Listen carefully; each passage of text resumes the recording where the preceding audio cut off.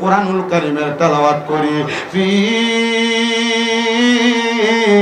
শান হাবিবিহি ওয়া মাহবুবিহি ওয়া মাশুকিহি মুখবিরান ওয়া আমিরা ইন্নাল্লাহা ওয়া মালাইকাতাহু ইউসাল্লুনা আলান নাবিয়্যি ইয়া আইয়ুহাল্লাযীনা আমানু সাল্লু আলাইহি ওয়া সাল্লিমু তাসলিমা আল্লাহুম্মা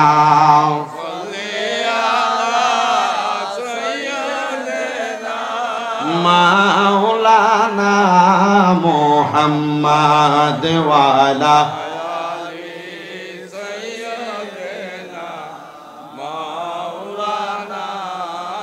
মুহাব্বতের আওয়াজ দিয়ে দুরূদ শরীফ পড়েন আল্লাহুম্মা সাল্লি আলা সাইয়্যিদিনা মাওলানা মুহাম্মদ ওয়া আলা আলি সাইয়্যিদিনা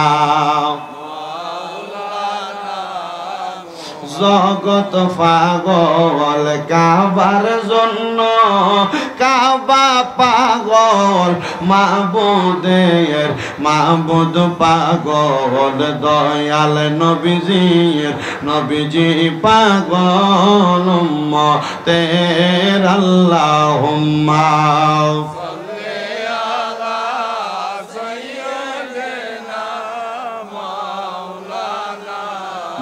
মুহাম্মদ ওয়া আলা আলি সাইয়্যিদিনা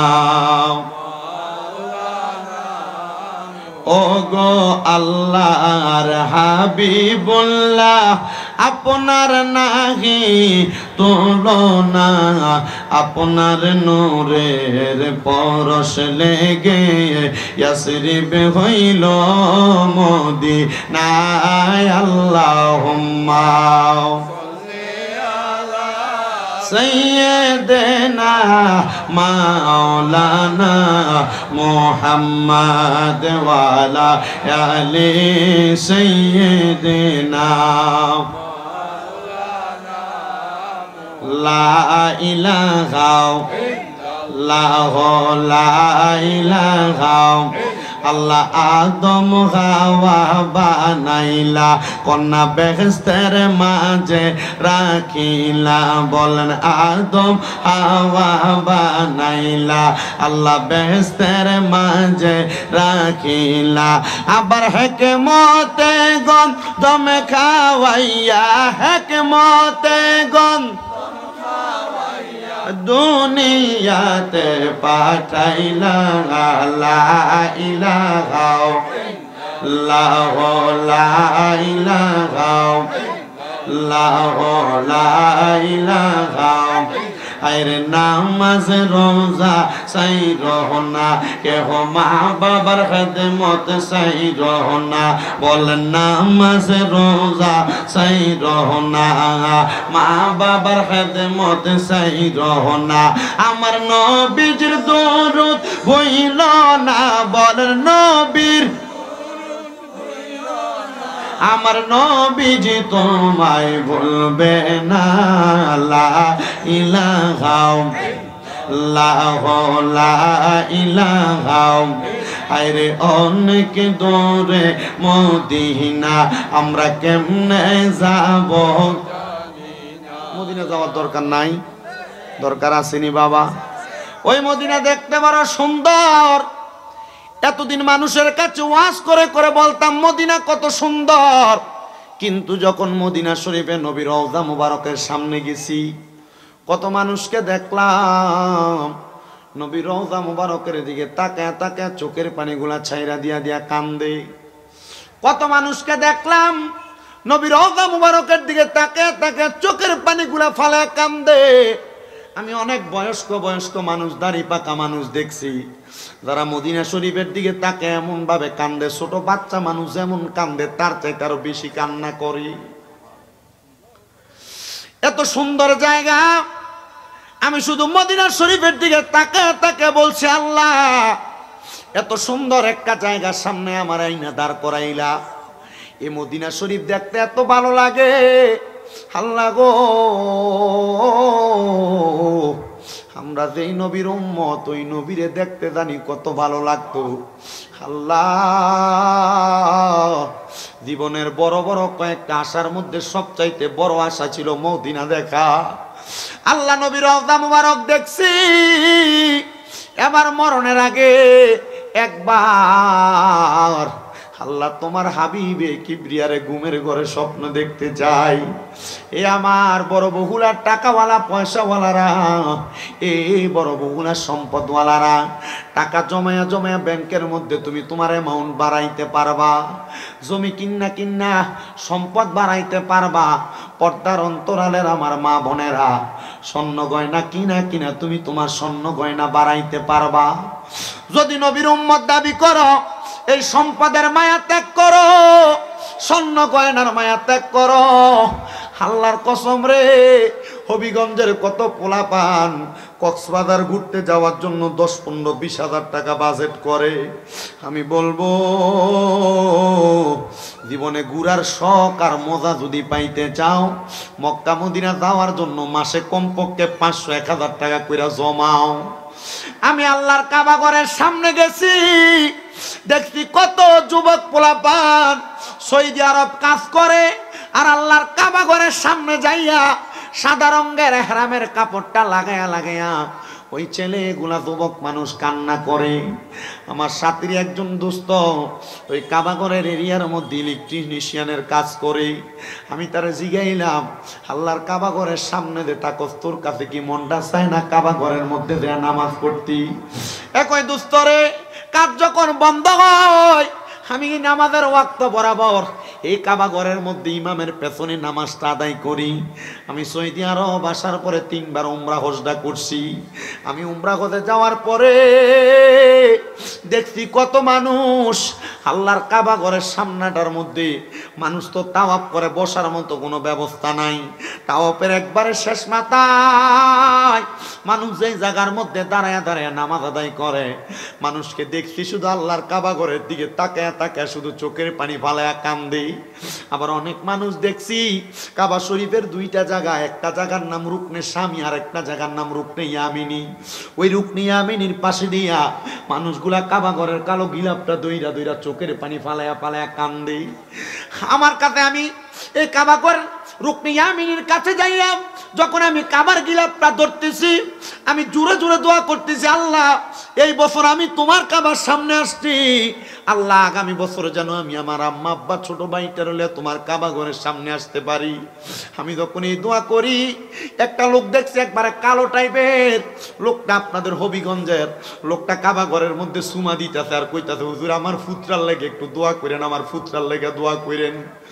আমি দেখছি রে এই লোকটা সন্তানের জন্য শুধু কান্দে। এই সন্তানেরা, মা বাবা তোমার সম্পদ দিয়া যাবে, টাকা পয়সা দিয়া যাবে, কিন্তু মা বাপরে কইবে সম্পদ এ টাকা পয়সা দিয়া যাবেন এটা পরের কথা। আমরা সন্তান আপনাদের কাছে টাকা পয়সা চাই না, আপনাদের সম্পদের এক জায়গা দিয়ে একটু বিক্রি কইরা আগে আল্লাহর কাবা ঘরটা দেখার জন্য যান। পর্দার অন্তরালে যে মা বোনেরা শুনতেছেন, 2-3 ভরি স্বর্ণ থাকলে 1 ভরি তাড়াতাড়ি বিক্রি করে দাও, বিক্রি করে আল্লাহর কাবা ঘরে যাওয়ার জন্য প্রচেষ্টা চালাও। দেখবারে ওই কাবা ঘরের সামনে গেলে অন্তর ঠান্ডা হয়ে যায়। মদিনা শরীফের পাশে একটা কবরস্থান, যেটার নাম জান্নাতুল বাকি কবরস্থান, এটার মধ্যে যায় যখন ফজরের নামাজটা পড়া তুমি একবারে ফজরের বাতাসটা নেওয়ার জন্য ওই কবরের মধ্যে ঢুকবা, জান্নাতুল বাকির মধ্যে ঢুকবা, তোমার অন্তরটা ঠান্ডা হয়ে যাবে, মনটার মধ্যে শান্তি পাইবা, শান্তি। 10,000-এর উপরে সাহাবায়ে কেরাম জান্নাতুল বাকির গোরস্থানের মধ্যে শুয়ে রয়েছে। এবার আপনারা বলেন যে মদিনা শরীফের আশেপাশে ঘুরলে আশেকের মনটা শান্তি হয়, যে মক্কা শরীফের আশেপাশে ঘুরলে মনটা শান্তি হয়। আমরা সবাই ওই মক্কা মদিনা যাইতে চাই কি চাই না? যারা যারা যাইতে চাই ডান হাত তুলে আমার আল্লাহকে দেখায়, আর জবানটা খুলে একটা তাকবীর দেয়, নারে তাকবীর। এটা আওয়াজ মক্কা মদিনা যাবেন, মোহাব্বত একটা আওয়াজ দেন, নারে তাকবীর, নারে রিসালাত, নারে গাউসিয়া, বহুলা একতা ইসলামী সুন্নি যুব সংগঠন, জোরে বলেন মারহাবা। তাহলে আমরা সবাই মদিনা যাইতে চাই কি চাই না? তাহলে সবাই করে বলেন দয়াল আল্লাহ দয়া করেন রেন নসিবি করেন মদিনা লা ইলাহা ইল্লাল্লাহ লা ইলাহা ইলাহা ইল্লাল্লাহ মুহাম্মাদুর রাসূলুল্লাহ সাল্লাল্লাহু আলাইহি ওয়াসাল্লাম। হে আমার বড় বহুলা এবং আশেপাশে এলাকা থেকে আগন্তুক আমার মুসল্লি ভাই বাবারা, বন্ধুরা, যারা আপনারা জান্নাতের বাগান মাহফিলের মধ্যে বৈশা গেলেন, আল্লাহ তাআলার কাছে জীবনের গুনাহগুলা মাফ করানোর জন্য আজকের জান্নাতের বাগানের মধ্যে বৈশা আমার আল্লাহ তাআলার একটু মুহাব্বতের সাথে স্মরণ করবেন, যেন আমার আল্লাহ আপনার জীবনের গুনাহগুলা মাফ কইরা দেয়। এখানে অনেক দাড়ি পাকা বয়স্ক বাবারা আছেন, আপনাদের জীবনের গুনাহ আপনার সন্তান দেখলে বাপ বলে পরিচয় দিত না। অনেক যুবক ভাইরা বসছেন, আপনার মা যদি আপনার গুনাহগুলা দেখতো আপনার ফুট বলে পরিচয় দিত না। এলাকার মানুষ আপনার আমার গুনাহগুলা দেখলে আমরা সমাজের মধ্যে তারা জায়গা দিত না। ওই আল্লাহ এত দয়াবান, ওই আল্লাহ এত মায়ার আল্লাহ, আপনার আমার গুনাহগুলা গোপন করে রাখছে। একবার চিন্তা করে দেখেন, আল্লাহ যদি আমরার কপালটার মধ্যে লিখে দিত আমরা মিথ্যাবাদী, মানুষ আমরারে মিথ্যাবাদী কইরা ডাকতো। আমরা যে নামাজ পড়ি না, আল্লাহ যদি আমরার কপালে লিখে দিত আমরা বেনামাজি, তাহলে মানুষ আমরারে বেনামাজি কইরা ডাকতো। চিন্তা করেন, আমরা যে দুনিয়ার জমিনের মধ্যে কত রং বেরঙের কাজ করি, যদি আল্লাহ আমরারে এই কপালের মধ্যে আমরার গুনার খবর লিখে দিত, মানুষ আমরারে গুনাহগার গুনাহগার কইরা ডাকতো। আল্লাহ তুমি আমরার গুনাহগুলা গোপন কইরা রাখছো গো আল্লাহ, তোমার মতো দয়াবান, তোমার মতো মায়াবান আর কেউ নাই। ও আল্লাহ, আমরার জীবনের গুনাহগুলা তুমি মাফ না করলে আর কেউ মাফ করবে না। ও বাবারা, বন্ধুরা, আল্লাহ তাআলার কাছে ক্ষমা প্রার্থনা করার জন্য নিজের কলবটার মধ্যে একটু ধাক্কা দিয়া আমার আল্লাহ তাআলার একটু ইসমে জাতের জিকিরের মধ্যে মশগুল হয়ে যাবেন। জবানটা কইলা আমার আল্লাহকে মুহাব্বতের আওয়াজে জোরে জোরে ডাকবেন, আল্লাহ আল্লাহ আল্লাহ আল্লাহ আল্লাহ আল্লাহ আল্লাহ আল্লাহ আল্লাহ আল্লাহ।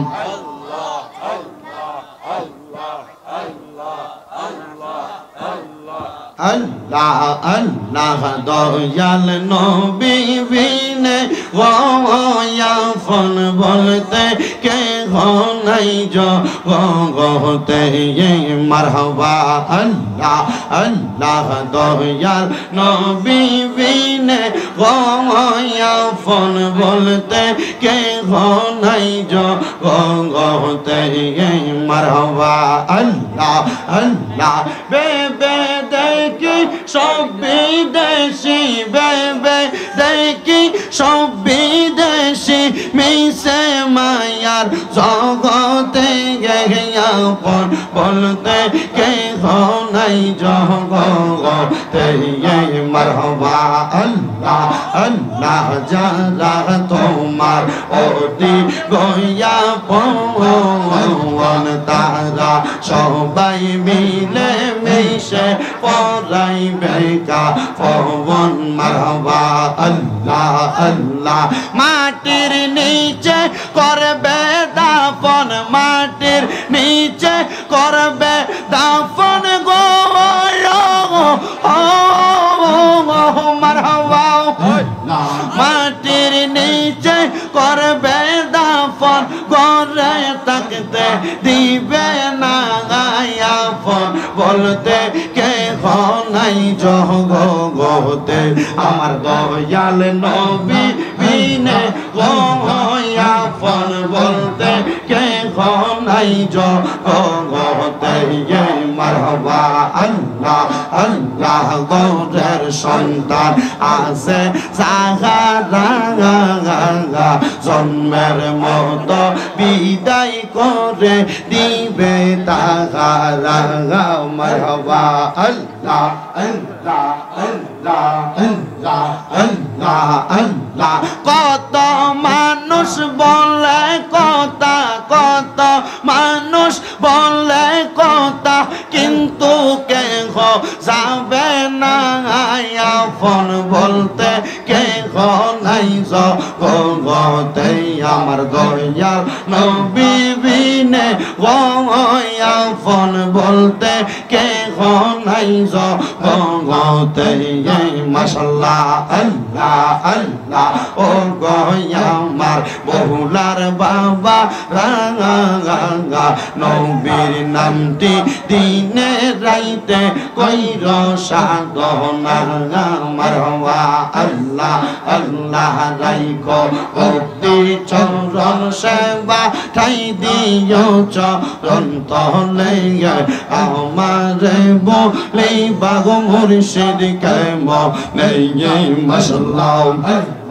আল্লাহ আল্লাহ আমারে বলিবা মুর্শিদ কেম নেই মাশাআল্লাহ আল্লাহ আল্লাহ পাঞ্জাতন নবী গো পাক পাঞ্জাতন ও গো নবীজি পাক পাঞ্জাতন মারহাবা আল্লাহ আল্লাহ হযরত আলী মা ফাতেমা হযরত আলী মা ফাতেমা হাসান হোসেন দোগন ও গো নবীজি পাক পাঞ্জাতন মাশাআল্লাহ আল্লাহ আল্লাহ আল্লাহ আল্লাহ পাঞ্জাতনের প্রেমের মালা যে করছে সাধন পাঞ্জাতনের নামের মালা যে করছে সাধন বয় নাই তাহার দুই জাহানে বয় নাই মরণে গে হাইরে বয় নাই তাহার কোন জাহানে বয় নাই মরণে গে নবী পাক পাঞ্জাতন পাঞ্জাতন নবী গো পাক পাঞ্জাতন মাশাআল্লাহ আল্লাহ আল্লাহ দয়াল মুর্শিদ আমায় তুমি লইয়া যাইও মদিনায় প্রাণের মুর্শিদ তোমার যদি দয়া হয় মারহাবা আল্লাহ আল্লাহ আল্লাহ আল্লাহ আল্লাহ আল্লাহ আল্লাহ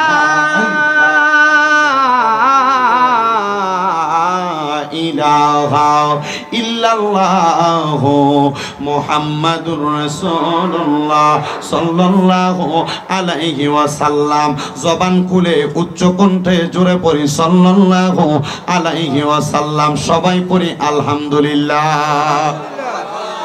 মুআজ্জাজ সদরে মুহতারাম, আজকে এই হবিগঞ্জ জেলার অন্তর্গত বড়বহুল আলা হযরত মাদ্রাসা ময়দানে একতা ইসলামী সুন্নি যুব সংঘের উদ্যোগে ১৬তম সুন্নি সম্মেলনের সম্মানিত সভাপতি, সম্মানিত সহসভাপতি বৃন্দ, মূল্যবান তকরির করেছেন সম্মানিত আলোচক বৃন্দ, মাহফিলের পরিচালক বৃন্দ সহ ডাইনে বামে সামনে মাইকের আওয়াজ যতদূর যাচ্ছে যারা শুনছেন সবাই মহান আল্লাহ তাআলার প্রশংসা করে একবার উচ্চ কণ্ঠে পড়ি আলহামদুলিল্লাহ। আওয়াজটা একবার একটু তিতা টাইপের হয়েছে, একটু মোহাব্বতের আওয়াজে পড়েন না আলহামদুলিল্লাহ। আপনাদের মাহফিলে যদি হিসাব করে গণেন তাহলে এই বহুল এলাকায় অনেকবার হইলো এই মাহফিলে 4 বার। কয়বার? যেহেতু আমি আপনাদের মাহফিলে পুরান মানুষ, আমি চেষ্টা করব আপনার কতটা কষ্ট অন্তরে পাইলে একটা স্বামী তার স্ত্রীর ব্যাপারে এই কথা বলতে পারে, কতটা কষ্ট পাইলে একটা স্বামী তার স্ত্রীর ব্যাপারের অভিযোগটা অন্যভাবে ঘুরিয়ে বলতে পারে। আমি বলবো ও বড় বহুলার মা, আজকের ওয়াজটা আপনাদের জন্য, আজকের ওয়াজটা আপনারা যারা এখানে আছেন আপনাদের জন্য, যে ভাই বাবার এখানে শুনতেছেন আপনাদের জন্য, যারা বিয়ে করেন নাই এটা আপনাদের জন্য। কেন? একটু মনোযোগ দিয়ে শুনবেন। আশা করি এ বয়ান থেকে যারা বিয়াতা তারা উপকার পাবে, যারা আবিয়াতা তারা উপকার পাবে, যারা বাড়ি ঘরে মা বোন আছেন তারা উপকার পাবে। তো সোশ্যাল মিডিয়ার মাধ্যমে যে ভাইরা প্রচার করতেছে চোখগুলা দেখছেন তো আপনারা, এরা মোটামুটি যেভাবে প্রচার করে এরা এক একজন মোটামুটি হবিগঞ্জের এমপি মন্ত্রী যারা আছে তার থেকে বেশি ক্ষমতাবান। এমপি মন্ত্রীরা ফোন কলের মাধ্যমে ক্ষমতা আদান প্রদান করে লড়াই ছাড়ায়, আর তারা ভিডিও ক্যামেরার মাধ্যমে ক্ষমতা আদান প্রদান করে। এজন্য তারার প্রতি নজর রাখবেন, মোটামুটি তারা যেন একটু লড়ছন না করে, আর যদি পারেন একটু খানা দানা বা উঠবা দামাই না তারা দিবেন। আচ্ছা, এবার আপনারা যারা বসছেন আপনারা বলেন, পরিবার সংসার নারীদের ঝামেলা হবিগঞ্জ বহুল এলাকায় নাই? স্বামীদের অবাধ্য,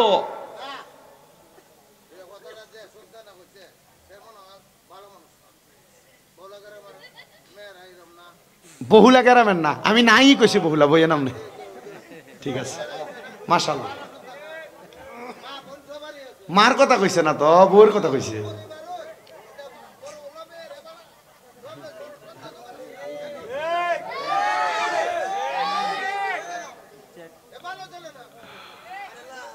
মনোযোগ দিবেন আপনারা, বুঝার মতো বুঝে যদি, সিজার মতো সিজে যদি, তাহলে সিদ্ধ করে এটারে কয় সিদ্ধ কচু। বোঝার মতো বোঝে যেই ব্যক্তি তারে কয় মহাজ্ঞানী, মহাবুঝনেওয়ালা ব্যক্তি। শুনেন মনোযোগ দিয়া, পারিবারিক অশান্তি হবে এটা শুধু বর্তমান জামানার ওলামায়ে কেরামের কথা না। পারিবারিক অশান্তি তৈরি হবে এই কথা আখিরি জামানার পয়গম্বর নবী মুহাম্মদ মুস্তাফা আহমদ মুস্তাফা সাল্লাল্লাহু আলাইহি ওয়াসাল্লাম নবীর কথা। কেন এই কথাটা একটু মনোযোগ দিবেন, যারা বুঝে তারাও বুঝবে, যারা বুঝে না তারাও বুঝবে। নবীজির একটা হাদিস শরীফ আপনারা লক্ষ্য করবেন, কেন পরিবারের মধ্যে অশান্তি তৈরি হয়, তখন আপনারা এই তিনটা জিনিসের মাধ্যমে বুঝবেন। আমি একটা জিনিস যাচাই বাছাই করে বুঝলাম, পরিবারের মধ্যে মেয়েরা বিয়ের পরে পরিবারে অশান্তি তৈরি করে তিনটা কারণে। জবান বন্ধ নাই, জোরে বলেন, মেয়েরা অশান্তি তৈরি করে কয় কারণে?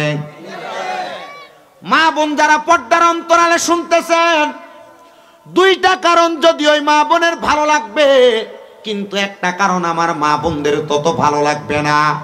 আমি আপনাদেরকে পুঙ্খানুপুঙ্খানু বোঝানোর চেষ্টা করতেছি। এক নাম্বার কারণ, একটা মহিলা সংসারের মধ্যে অশান্তি তৈরি করে তখন যখন তার স্বামী তার চোখের সামনে অন্য কোনো নারীর প্রশংসা করে, যখন তার স্বামী অন্য কোনো নারীকে নিয়ে তার চোখের সামনে কথা বলে, যখন তার স্বামী মোবাইল বলেন বিভিন্ন আদান প্রদানের মাধ্যমে বলেন অন্য কোনো নারীদের সঙ্গে অপসম্পর্ক তৈরি করে, এটার কারণে একটা মহিলা তার পরিবারের মধ্যে অশান্তি তৈরি করে। কারণ একটা মহিলা কখনো চায়, এই জন্য মহিলারা চায় না তার স্বামীটা অন্য কোনো নারীর সঙ্গে কথা বলুক। দেখবেন মনোযোগ দিয়ে শুনলে এই আলোচনার দ্বারা আপনি অনেক উপকৃত হবেন। কিন্তু আপনার বউ আপনারে কেমনে ভালোবাসবে, কেমনে মোহাব্বত করবে, আপনার বউ আপনার সঙ্গে কেমনে সুসম্পর্ক রাখবে, আপনি আপনার স্ত্রীর কাছে যখন যান আপনার মুখের মধ্যে সিগারেট আর বিড়ির দুর্গন্ধ, বউ যে আপনার লাঠি দিয়ে খাট থেকে ফালাই দেন, এটা আপনার সৌভাগ্য।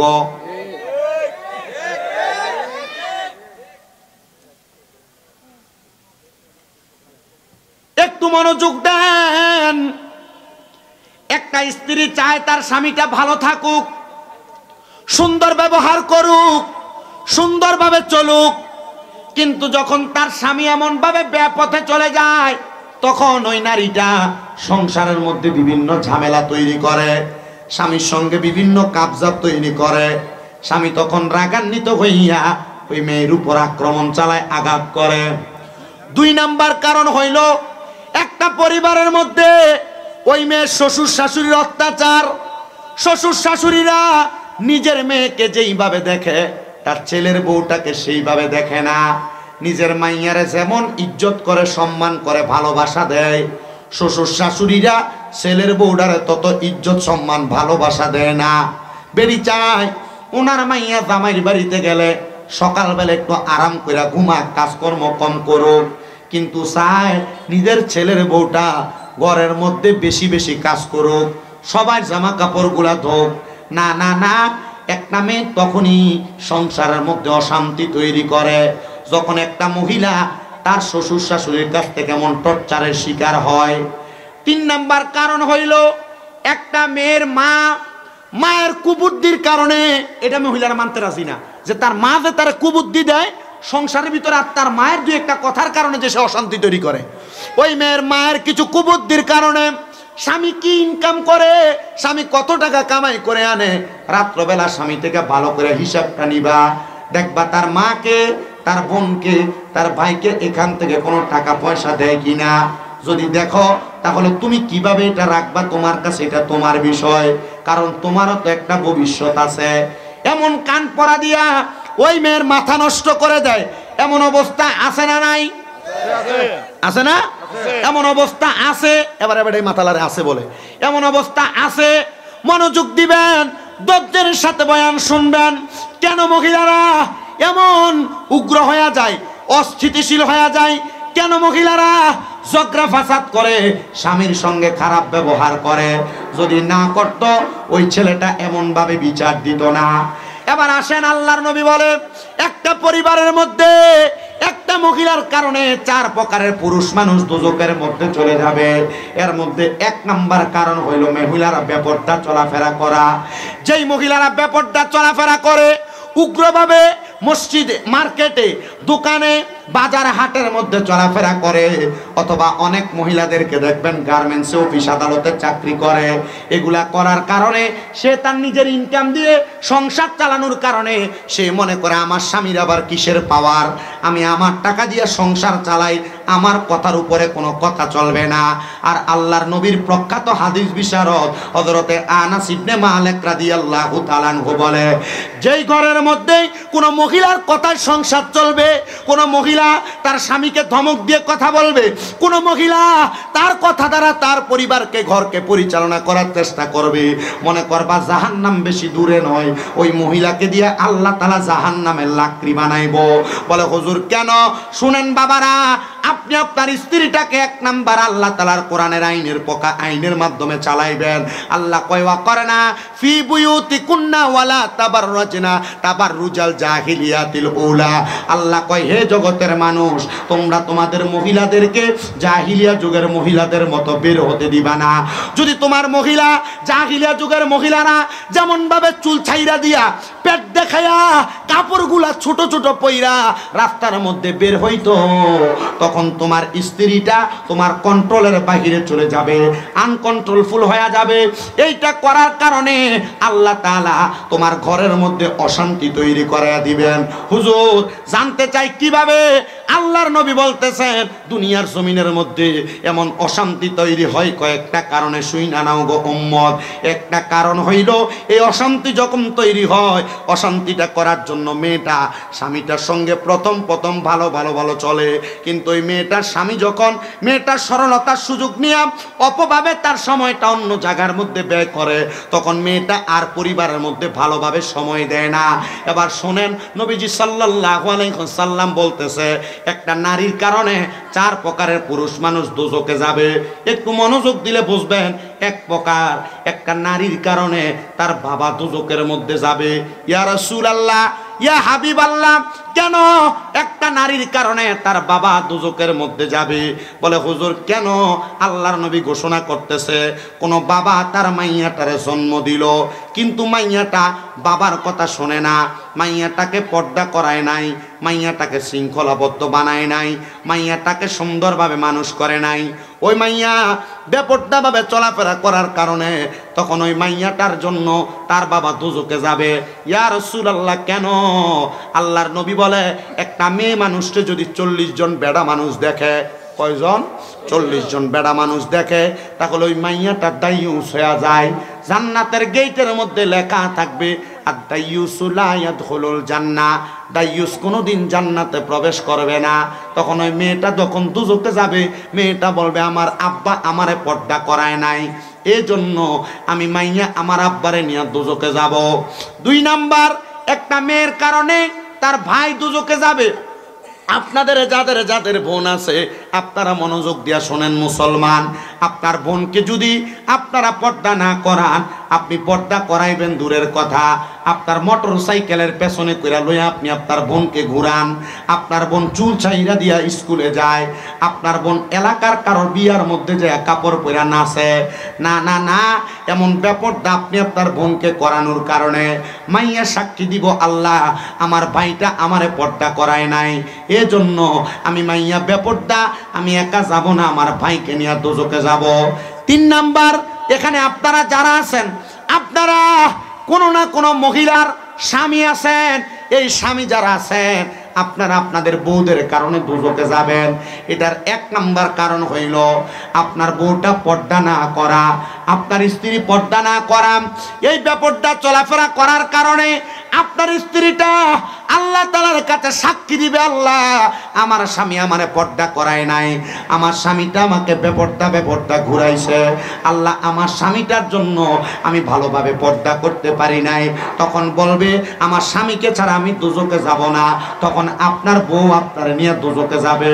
এবার মুসলমান, এখানে আমরা যারা আছি কোনো না কোনো মায়ের সন্তান, আপনি আপনার মায়ের কারণে দোজকে যাবেন। বলে হুজুর কারণ কি?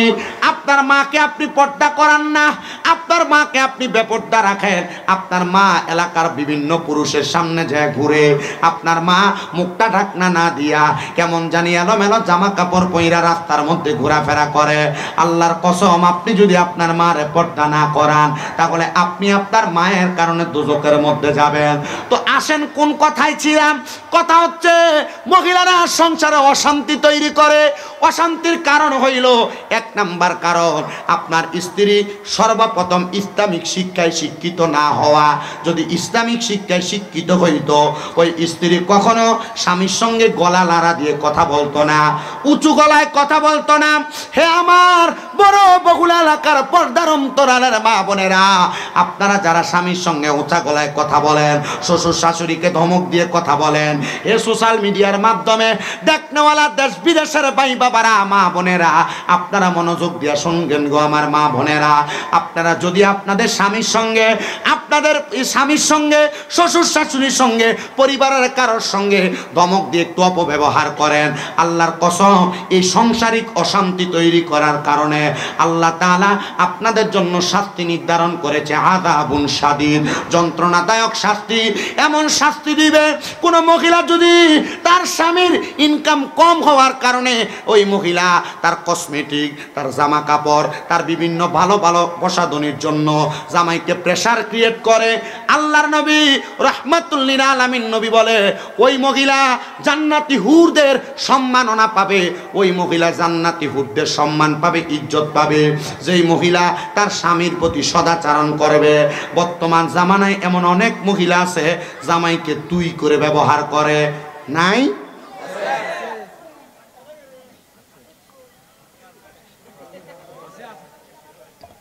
আসেনি? বহুলা নাই?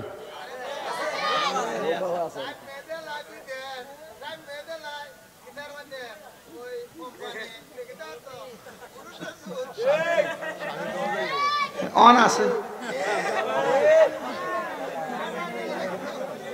আর আমার আর দেখছুননি নতুন নতুন না, চাচা তো রসিক মানুষ, দেখুন নি ফান খাই তো, ফান আসিনি আব্বা, ফান আসিনি মুখে। এই মাহফিল কমিটির এটা আসুস রে, একটা ফান দেও, ওয়াজ ওটা কামে লাগবো নি, এটা আপনার বাইনি মারহাবা। আপনাদের কষ্ট হচ্ছে, এটাও বাইনি আস্থা পরিবার, আপনার অবস্থা গোষ্ঠী ওখানে দেখছেন নি ভাইছে, আল্লাহ তোমার কবুল করতো, আরো বংশ দিত তোমার। ওয়াজের না নষ্ট হইতো না, আপনার কি কষ্ট হইব? আমি যদি এই ওয়াজে থাকি অসুবিধা হবে না তো? জিকির ফয়জন আবার করে দিয়ে দাম ইনশাআল্লাহ। রাজি আছেন? আল্লাহ যেন কবুল করে, কোন আমিন। তো যেই কথার মধ্যে ছিলাম, কোন মহিলা যদি তার স্বামীর সঙ্গে উঁচা গলায় কথা বলে, কি গলায়? উঁচা গলায় কথা বলে, তাহলে ওই মহিলা তার স্বামীর জান্নাতি হুরদের খেদমত পাবে না। আল্লাহর নবী রহমাতুল লিল আলামিন নবী আমার ঘোষণা করে, হে আমার জগতের মহিলার দলেরা, অন্ধকার কবরে যাওয়ার পরে একজন মহিলাকে আল্লাহ তাআলা কত সম্মানিত করবে, কত মর্যাদাবান বানাবে শুনে নাও। ইয়া রাসূলুল্লাহ, ইয়া হাবিবাল্লাহ, নবী গো আপনার কাছে জানতে চাই কত সম্মানিত করবে। নবী আমার বলে, একজন মহিলাকে 40 জন করে হুর আলাদা করে দিয়ে ওই 40 জন হুর মহিলাদের সরদারিনী আল্লাহ তাআলা একজন মহিলাদেরকে বানাইব। কিন্তু যেই মহিলা স্বামীর কথার উপর দিয়ে কথা বলে, যেই মহিলা পরিবারের উপর সর্দারদিন চালায়, যে মহিলা তার কথার দ্বারা মানুষকে আঘাত করে কথা বলে, ওই মহিলাদের ব্যাপারে আল্লাহ তাআলার কোরআনুল কারীম এবং রাসূলের হাদিস বলতেছে, ওই মহিলারা আল্লাহর পক্ষ থেকে তারা লানত-প্রাপ্ত, আল্লাহর পক্ষ থেকে তারা লানত-প্রাপ্ত। এবার আসেন, আমাদের সমাজে অনেক মহিলা দেখা যায় যারা তাদের স্বামীদেরকে অভিশাপ দেয়। আল্লাহর গজব পড়ুক তোর উপরে। কথায় কথায় যদি একটু উলট পালট হয়ে যায়, সন্তানদেরকে অভিশাপ দেয়, এমন আছে না অনেক। আব্বা কথা বইল না, মোবাইল চালাও, সমস্যা নেই, কেমন? নবী আমার বলে, আমি নবী যখন মেরাজের মধ্যে গেলাম, নবীর মেরাজ হয়েছে না, মেরাজের মধ্যে যাওয়ার পর আল্লাহ তাআলা আমি নবীকে দুইটা নিদর্শন দেখাইছেন। একটা হলো জান্নাত আর একটা হলো জাহান্নাম। জান্নাত দেখলাম বড় সুন্দর, কিন্তু আমি নবীজি মেরাজের মধ্যে যাওয়ার পর জাহান্নাম যখন আমি নবী দেখলাম, আমি দেখলাম জাহান্নামের মধ্যে 3 শ্রেণীর মহিলাদেরকে শাস্তি দেওয়া হইতেছে। ইয়া রাসূলুল্লাহ, ও মায়ান নবী কারা? নবী আমার বলে, 1 নাম্বার আমি নবী দেখলাম এক প্রকারের মহিলাদের চুলের মধ্যে ধইরা আগুনের মধ্যে উপর থেকে তাদেরকে সেক দেওয়া হইতেছে। ইয়া রাসূলুল্লাহ, কোন জাতের মহিলা যাদেরকে চুলের মধ্যে ধইরা আগুনের মধ্যে সেক দেওয়া হইতেছে?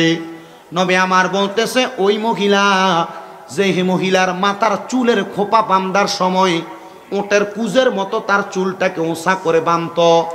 আপনি তাকায় দেখেন, আপনার ছেলের বউ, আপনার মেয়ে, আপনার স্ত্রী, আপনার বোন এমন করে উঁচা করে চুল বাঁধে, তার মাথা যদিও কপাল সমান, কিন্তু তার চুলটাকে এমন উঁচা করে বাঁধে, এটা ওটের সুড়ি যেটাকে বলে আমাদের কুমিল্লার ভাষায়, ওটের কুজের মতো উঁচা করে বাঁধে।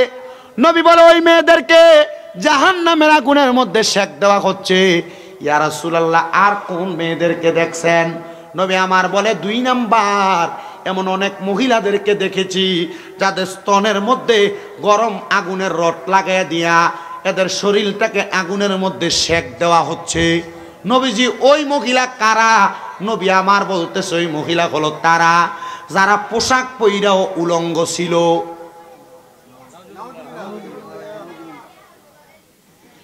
পোশাক পইরা উলঙ্গ কি? আপনার পরিবারে অনেক মা বোনেরা যারা বোরকা পরে, এদের বোরকার স্টাইলটা একটু আলাদা ধরনের। সে বোরকা পরলে যেমন তারে দেখা যায়, উলঙ্গ থাকলে ঠিক তারে তেমন দেখা যাইতো। কারণ বোরকাটা এমন টাইট ফিটিং সে পরে, পরার কারণে তার শরীরের মাপ এবং পরিমাপ বৃদ্ধি আকৃতি নির্ধারণ করা যায়। আর বর্তমান জামানা যেই বোকরা বাজারে বিক্রি করে, বোকরা যদিও ঢোলা ঢিলা হয়, কিন্তু টেইলার দোকানে নিয়ে বোকরাটারে মা বোন চিপায়, আর যেইটা চিপায় এটা বোকরা না, বোরকা যেইটা, এটা দ্বারা শরীরের আকৃতি নির্ধারণ করা যাবে না। নবী আমার বলে, 3 নাম্বার ওই মহিলাদেরকে আমি দেখলাম যে মহিলারা দোজখের আগুনে জ্বলতেছে, ওই মহিলাদের জিহ্বাটার মধ্যে আগুনের রড লাগায় দিয়া আল্লাহ তাআলা আগুনের মধ্যে ফেরেশতার মাধ্যমে সেক দিতেছে। ওই মহিলাগুলো তারা যারা তাদের মুখের শব্দ দ্বারা তাদের সন্তানকে, তাদের স্বামীকে লানত প্রদান করেছে। এমন মহিলা যারা দুনিয়ার জমিনে তাদের জবান দ্বারা স্বামীর সঙ্গে বাজে ব্যবহার করেছে, কিন্তু ওই মহিলা যদি জানতো স্বামী কোনো ধমক দেওয়ার কারণে, এই ধমকটাকে ধৈর্য নিয়ে শোনার কারণে আমার আল্লাহ তাআলা ওই মহিলাকে কত বড় পুরস্কার দান করবে। তাহলে ওই মহিলা কোনোদিন স্বামী একবার ধমক দেওয়ার পর উল্টে আর ধমকের কথার উত্তর দিত না। নবীজির আর একটা হাদিস শরীফ পড়লাম, নবীজি জানাইতেছে এমন অনেক মহিলাকে আমি দেখলাম আল্লাহ তাআলার দুজকের আগুনের মধ্যে পুরাইতেছে, যারা দুনিয়ার জমিনের মধ্যে চলাফেরা করত, কিন্তু তারা কখনো তাদের স্বামীর আদেশ মানতে চাইতো না। নবীজি কেন? বলে মহিলারা যখন তাদের স্বামীর আদেশ মানে না, না মানার কারণে ওই মহিলাটা তার চলাফেরার পথের গতিসীমা পরিবর্তন করে ফেলে। ওই স্বামীর আদেশ না মানার কারণে মহিলাটা তার চলার গতিসীমা পরিবর্তন করে। যখন স্বামী দুইটা কথা বললে মহিলা একটা কথা রাখার চেষ্টা করে না। ও আমার বড় বগুলা এলাকার পর্দার অন্তরালের মা বোনেরা, আপনারা আপনাদের মেয়েদেরকে এমন ভাবে বানান যেন আপনার মেয়েটা স্বামীর বাড়িতে যাওয়ার পরে আপনার মেয়েটার জন্য কোনো বিচার স্বামীর বাড়ি থেকে না আসে। আপনার মেয়েটাকে আপনি এমন ভাবে বানান, আপনার মেয়েটা স্বামীর বাড়িতে যাওয়ার পরে আপনি মার সঙ্গে যেমন আচরণ করে শ্বশুর শাশুড়ির সঙ্গে যেন এমন আচরণ করে। আর মা বোন যারা পর্দার আড়ালে শুনছেন, স্বামীর অবাধ্য হইতেছেন, আপনার স্বামী আপনার অবাধ্যতা মাইনা নিয়া কষ্টেও সংসার করে যাইতেছে, কারণ ছাড়তেও পারে না। কাবিন হয়েছে 5 লাখ টাকা, যদি সাইরা দেয় 5 লাখ টাকা দেওয়ার মতো মুরুদ বেড়ার নাই।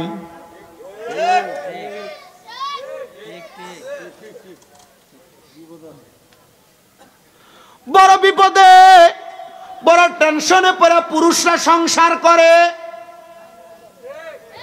আপনার স্বামী ইনকাম করে মাসে 15,000 টাকা, আপনি আপনার স্বামীর কাছে এক মাসের মাথায় একটা 3 পিস চান, এটার দামি 1000 টাকা। তো 15,000 থেকে 1000 টাকা যদি আপনার 3 পিসের পেছনে যায়, একবার চিন্তা করলেন না আপনার স্বামী তার সন্তানের পড়ালেখার খরচ চালায় কোথা থেকে? বর্তমান বাজারে এক বস্তা চাউলের দাম 3200 টাকা, সর্বনিম্ন যদি কিনতে যান 360 টাকা। আমি আমার মাদ্রাসায় একবার কম দামি চাউল দই খাওয়াই, এটার দামও 360 টাকা লাগে। কিন্তু ওই স্বামী 360 টাকার চাউলটা কেনার পরে, মশলাপাতি খরচ কেনার পরে, তরকারি কেনার পরে, আপনি মহিলার জন্য রাত্রবেলা আসার সময় যে সামান্য একটা কিছু হাতে করে আনে, আর এত কষ্ট কইরা মাঠের মধ্যে কাজ কইরা, রিক্সা চালায়া, অটো চালায়া, দিনের পর দিন অফিস আদালতের মধ্যে চাকরি কইরা জামাই যে বাড়িতে আইসা আপনার সঙ্গে সুন্দর ব্যবহার করে, এটা আপনার জন্য বড় সৌভাগ্য, এটা আপনার জন্য বড় সৌভাগ্য। মা বোনদের কাছে বলবো, স্বামী বাজার থেকে বাহির থেকে কাজকর্ম করে আসার পরে আপনি কখনো আপনার স্বামীর সঙ্গে খারাপ ব্যবহার করবেন না, উগ্র ব্যবহার করবেন না, বদ আচরণ করবেন না। যদি পারেন একটা গ্লাস পানি আগে দিবেন, যদি পারেন সুন্দর একটা কথা বলবেন, যদি পারেন স্বামীর সামনে স্বামী যদি রাগান্বিত হয়ে যায় চুপ থাকার চেষ্টা করবেন। দেখবেন আপনি 1 দিন 2 দিন 3 দিন আপনার স্বামীর বদ ব্যবহার শোনার পর যখন আপনি তার খেদমত করবেন, আপনার স্বামী চিন্তা করবে, কিরে আমার স্বামীকে আমি এত অত্যাচার করি, এত টর্চার করি, কিন্তু আমার স্বামী যে আমার টর্চারগুলো সহ্য করে ধৈর্য ধারণ করেছে, তখন থেকে আর কোনোদিন আপনার স্ত্রী আপনার অবাধ্য হবে না।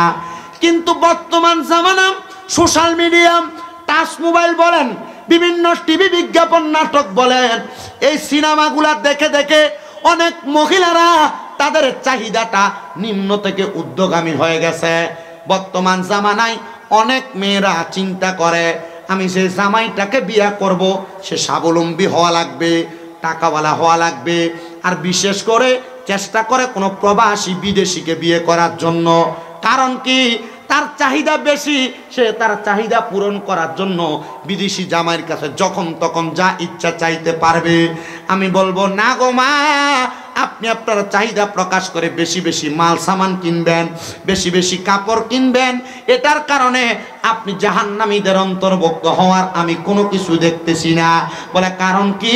কারণ আপনি যখন বেশি বেশি অপচয় করবেন, এটা করার কারণে আপনার স্বামী আপনার ভালোবাসার মোহাব্বতের কারণে যদিও আপনাকে কোনো কিছু বলবে না, কিন্তু আপনি বেশি ক্রয় করে বেশি ব্যবহার করার কারণে আল্লাহ তাআলার কাছে আপনি অপচয়কারীদের অন্তর্ভুক্ত হয়ে যাবেন।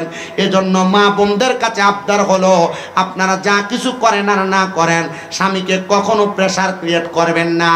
আরে অন্য কোনো মানুষ লাগবে না, আমার পাশে যিনি বসে আছেন একবার শুধু ওনাকে জিজ্ঞাসা করেন, অথবা আপনাদের পূর্ববর্তী বয়স্ক মানুষ যদি আপনাদের আশেপাশে থাকে ওনাদেরকে জিজ্ঞাসা করবেন।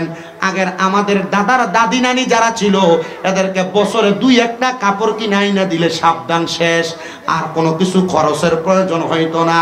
এখন এই সপ্তাহ আলতা, ওই সপ্তাহ সোনো, ওই সপ্তাহ একটা 3 পিস সোশ্যাল মিডিয়ায় দেখা রাত্রবেলা কত সুন্দর ভাইল দিয়া জামাইরে বলে, দেখেন না এই 3 পিসটা পছন্দ, অনলাইনে অর্ডারটা দিয়া দেই। এটার কারণে অনেক সংসার নষ্ট হয়েছে আমি দেখছি। আমি আমার মাদের কাছে বলবো, আপনি একটু ধৈর্য ধারণ করেন, স্বামীর অবাধ্য হইবেন না, স্বামীকে ধমক দিয়া কথা বলবেন না, স্বামীর সঙ্গে অসৎ আচরণ করবেন না, স্বামীর কথার বাহিরে চলাফেরা করবেন না। দেখবেন আপনার সংসারের মধ্যে শান্তির অভাব হবে না। আর যারা পুরুষ মানুষ আছেন একটা কথা মনে রাখবেন, আল্লাহ তাআলা নারীদেরকে বাম পাজরের বাঁকা হাড্ডি দিয়া বানাইছে। মা বোনেরা একটু থেকে আরেকটু হইলে তাদের ঘাটটা বাঁকা হয়, তাদের কথার ধরন পাল্টায়া যায়। আপনারা চেষ্টা করবেন আপনাদের স্ত্রীদের কথা শুই না চলার জন্য। বলে হুজুর বউয়ের কথা কেমনে জামাই শোনে? না না না, এমন কথা না। আপনার স্ত্রী যখন যেভাবে কথা বলে তার কথাটাকে ডাইরেক্ট কখনো উত্তর দিবেন না। যদি আপনি সংসারের মধ্যে প্রশান্তি আনতে চান, তার কথাটা শোনার পর অল্প কিছুক্ষণ পর চেষ্টা করবেন তার কথাটার ভালো এবং খারাপ উত্তরটা সুন্দর করে বোঝায় দেওয়ার জন্য। এরা নরম আবার এরা গরম, যদি আপনি সুন্দর করে বোঝায় উত্তর দিতে পারেন এদের নমনীয়তার কাছে আপনি হার মানবেন। আর যদি আপনি না বুঝাইয়া কথার সাথে সাথে ধমক দিয়ে তাদেরকে কথা বোঝানোর চেষ্টা করেন তাহলে তারা গরম হবে, তখন আর আপনি চাইলে তাকে বুঝাইতে পারবেন না। নবী আমার বলেছে, হে দুনিয়ার পুরুষেরা, তোমরা তোমাদের নারীদেরকে পানি আর পাথরের মতো তুলনা করো। ইয়া রাসূলুল্লাহ কেন? বলে পানিকে হাতের মধ্যে যেইভাবে নাড়াচাড়া করবা পানি সেইভাবে নড়াচড়া করবে, আর পাথরকে তুমি যেইভাবে ঢিল মারবা সেই জায়গায় যায় আঘাত করবে। যদি তুমি তোমার স্ত্রীকে পানির মতো সুন্দরভাবে ব্যবহার করে পরিচালনা করো, তুমি তোমার পানিটাকে যে কোনো আকার আকৃতি দিতে পারবে, যে কোনো আকার আকৃতিতে পরিচালনা করতে পারবে। যদি পাথরের মতো ঢিল মারো, খারাপ ব্যবহার করো, উগ্রতা প্রকাশ করো, দেখবা তুমি কখনো শান্তি পাবে না। আর যারা পুরুষ মানুষ আছেন আপনাদের কাছে আবদার, আপনার বউরে দিয়ে আপনি যত তাড়াতাড়ি পারেন চাকরি করানো বন্ধ করবেন। বউয়ের কামাই খাওয়ার নিয়ত করবেন না, বউকে দায়ুস বানাইবেন না। বউটারে দ্বারা চাকরি করে নিজের ইজ্জত সম্মান নষ্ট করবেন না। কারণ সে চাকরি করতে যখন যাবে বিভিন্ন রকমের পুরুষদের সাথে চার কথাবার্তা হবে, চলাফেরা হবে, তখন তাদের সুন্দর মায়াবী কথা শুই না সে যখন ঘরের মধ্যে আসবে তখন আপনার চেতওয়ালা রাগান্বিতওয়ালা কথাগুলার তার ভালো লাগবে না। তখন সে অন্য পুরুষে আসক্ত হইয়া আপনি পুরুষের প্রতি সে নিশক্তি হয়ে যাবে। তখন আর ঘরেরটা ভালো লাগতো না, বাহিরেরটা ভালো লাগবো, খারাপ ব্যবহার শুরু হবে। এজন্য বউকে দিয়া চাকরি করাইতে বড় সাবধান, বউকে দিয়া চাকরি করাইতে বড় সাবধান, কাজ করাইতে বড় সাবধান। বউয়ের টাকা খাইবা, আমার মনে হয় না বেডা তুমি আসলে একটা বেডা মানুষ। বলে হুজুর কার সাথে তুলনা করলেন? তুলনা করলাম না। আবার অনেক পরিবারের মহিলারা অভাব অনটনে পইরা তারা চাকরি করার জন্য যায়। মা বোনদের কাছে বলবো, আপনারা যদিও চাকরি করেন, আপনার চাকরির টাকা পয়সা ইনকামের পাওয়ার দেখাইয়া আপনি কখনো স্বামীর উপর দিয়ে কথা বলার চেষ্টা করবেন না, নচেত আপনি জাহান্নামী, আপনি জাহান্নামী, আপনি জাহান্নামী। এবার আমি আপনাদেরকে চাক্ষুষ একটা কথা বইলা দেই রে বাবা।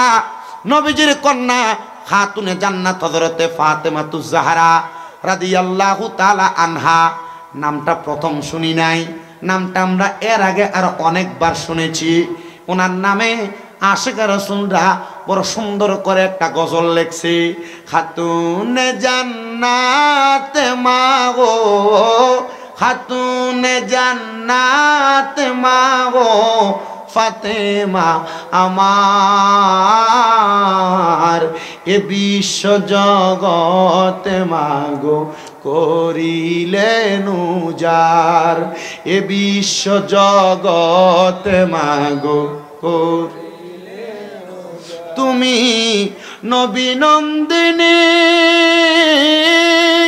মাওলা আলীর জানের জিগার, হাসান হুসাইনের জননী তুমি নবী নন্দিনী, মাওলা আলীর জানের জিগার, হাসান হুসাইনের জননী, জিনারা জান্নাতের যুবকের সরদার, জান্নাতের যুবকের সরদার, তাদের জননী, এ বিশ্ব জগৎ মাগো করিলেন উজার, খাতুন জান্নাত মাগো, খাতুন জান্নাত মাগো, ফাতেমা আমার, এ বিশ্ব জগৎ মাগো করিলেন উজার, জান্নাতের নারীদের সরদারিনী তুমি মা জননী ওগো নবীজির নন্দিনী, নবীর যত নারী উম্মত, নবীর যত নারী উম্মত, জান্নাতে তোমারই সাথী, এ বিশ্ব জগতে মাগো করিলেন উজার। এবার আল্লাহর নবীর হাদিস শরীফের দিকে তাকান। আল্লাহর নবী বলে আল ফাতেমাতু সাইয়্যিদাতুন নিসাই আহলিল জান্নাহ, হযরতে ফাতেমা হইল জান্নাতের মহিলাদের সরদারিনী। হে আমার বড় বগুড়া এলাকার পর্দার অন্তরালের মা বোনেরা গো, সোশ্যাল মিডিয়ার মাধ্যমে দেখনেওয়ালা মা বোনেরা, আপনারা মনোযোগ দিয়ে শোনেন। আপনারা মারা যাওয়ার পরে আল্লাহ তাআলা আপনাদেরকে যেই মা ফাতেমার লগে জান্নাতে দিব, ওই মা ফাতেমা ওনার স্বামীরে কত ভালোবাসতেন, কত মোহাব্বত করতেন, কত আদর যত্ন স্নেহ করতেন। একদিন খাতুনে জান্নাত ফাতেমাতুজ জাহরা রাদিয়াল্লাহু তাআলা আনহার স্বামী হযরতে আলী রাদিয়াল্লাহু তাআলা আনহু ওনার ঘরের মধ্যে বসা। খাতুনে জান্নাত ফাতেমা বলে, আমি দেখলাম আমার স্বামী জানটা কত সুন্দর করে বসা, আমি আমার স্বামীকে আমার মাথার চুল দ্বারা তার কদম মুছে দিয়েছিলাম। ও বন্ধু, নবীর কন্যা খাতুনে জান্নাত ফাতেমার জীবনী যখন পড়লাম, দেখলাম ওনার জীবনীর মধ্যে উনি ওনার স্বামীর খেদমতরা মাথার চুল দিয়া মুইসা দিছে। তো আপনারা যারা বসছেন, আপনাদের স্ত্রী আপনাদের সঙ্গে এমন কাজ করে কিনা আমার জানা নাই, তবে মা বোনরা আপনারা যারা পর্দার অন্তরালে শুনতেছেন, যদি প্রজেক্ট থাকতো মা বোনের দিকে আঙ্গুল দিয়া দিয়া বলতাম, আপনার স্বামী রাত্রবেলা একটু গরম পানির কথা বললে আপনি আপনার শরীরের গরমে আপনি গরম পানি করে দেন না। অনেক মা বোন আছে দেয়, কিন্তু তাদের কথা বললাম না। যারা স্বামীকে এমন খেদমত করে না, আমি শুধু তাদের কথা বললাম। অনেক মা বোনেরা আপনাদের স্বামী আপনাদেরকে কোনো কথা বললে কথাটাকে ততটা গুরুত্ব দেন না। খাতুনে জান্নাত ফাতেমা বলে, আমার স্বামী হযরতে আলী কাররামাল্লাহু ওয়াজহুর সাথে আমার সম্পর্ক এমন ছিল, দুনিয়ার জমিনের মধ্যে এই সম্পর্কটা আমার আল্লাহ তাআলা কবুল করে নিয়েছে।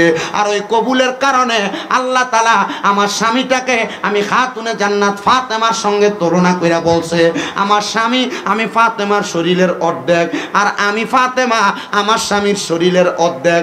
এজন্য নবীর হাদিসও বলে, দুনিয়াতে কোনো স্বামী যদি স্ত্রীর সঙ্গে রাত্রবেলা রাত্রি যাপন করে, সেই স্বামী স্ত্রী যেন দুনিয়াতে এক বালিশের মধ্যে ঘুমায়।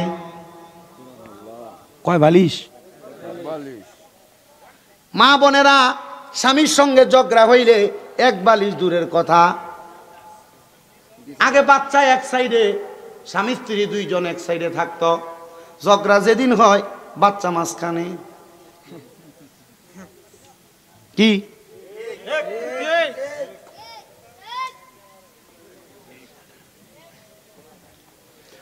অন্যদিন একসাথে ঘুমাইলে যদি একজন আর একজনের সঙ্গে রাত্রবেলা কথা হইতো, ওই দিন পিছ দিয়া ঘুমায় থাকে।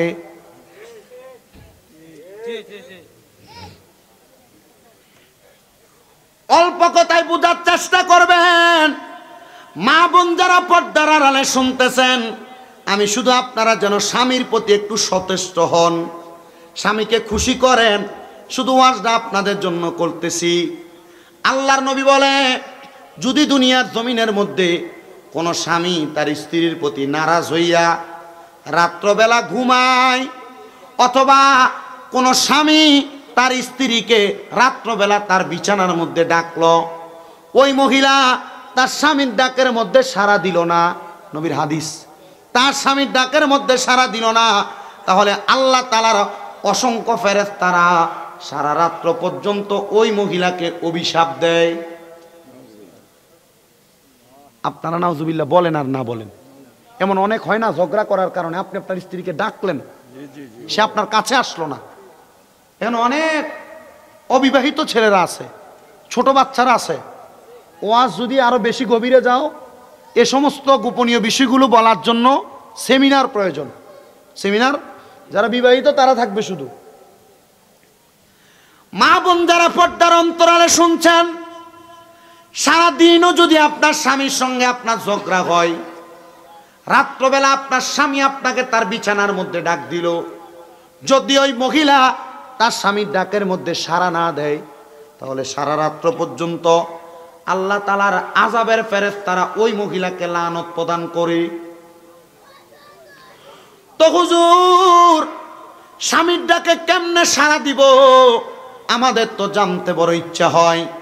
নবী আমার বলে, কোন মহিলা চুলার মধ্যে গরম ভাত রান্না করতেছে, ওই ভাত টকবক করে ফুইটা উতরায়া পড়তেছে, যদি এমন টাইমে তার স্বামী তাকে ডাক দেয়, ওই ভাতকে সামলানোর আগে ওই মহিলার উচিত হবে তার স্বামীকে সামলানো।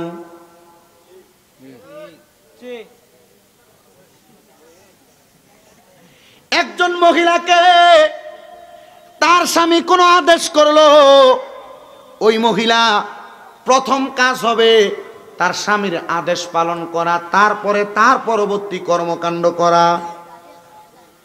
এ মা বোনেরা, আপনার স্বামীর অনুমতি ছাড়া আপনি তো বাবার বাড়িতে যাওয়া পর্যন্ত নিষেধ। কোথায়? বাবার বাড়িতে যাওয়া পর্যন্ত নিষেধ। কিন্তু আপনি মহিলা স্বামীর অনুমতি নিবেন দূরের কথা, পুরা হবিগঞ্জ বাজারটারে মাত্র 100 টাকার একটা ওন্না কিনবার লেগে ঘুরেন।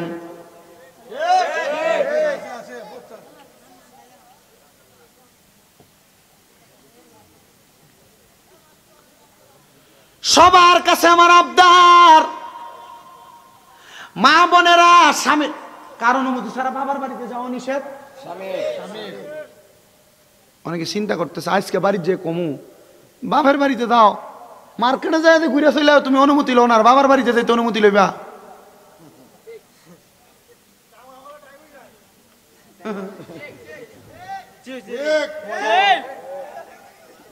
আপনার কষ্ট হয়? ওয়াজ যদি শুধু এই সাবজেক্টের উপরে শেষ হয়, রাজি আছেন ইনশাআল্লাহ? এরপর আমরা মিলাদ কাম করে মুনাজাত দিয়ে লাগি, কারণ হ্যাঁ কেটা কইছে এটা আতার ফতার নাই, কারণ ওয়াজ কামের ওয়াজ, তো জিকির এটা ফরে বাবা, ওয়াজটা শেষ করি, অসুবিধা হবে না আপনাদের? তাহলে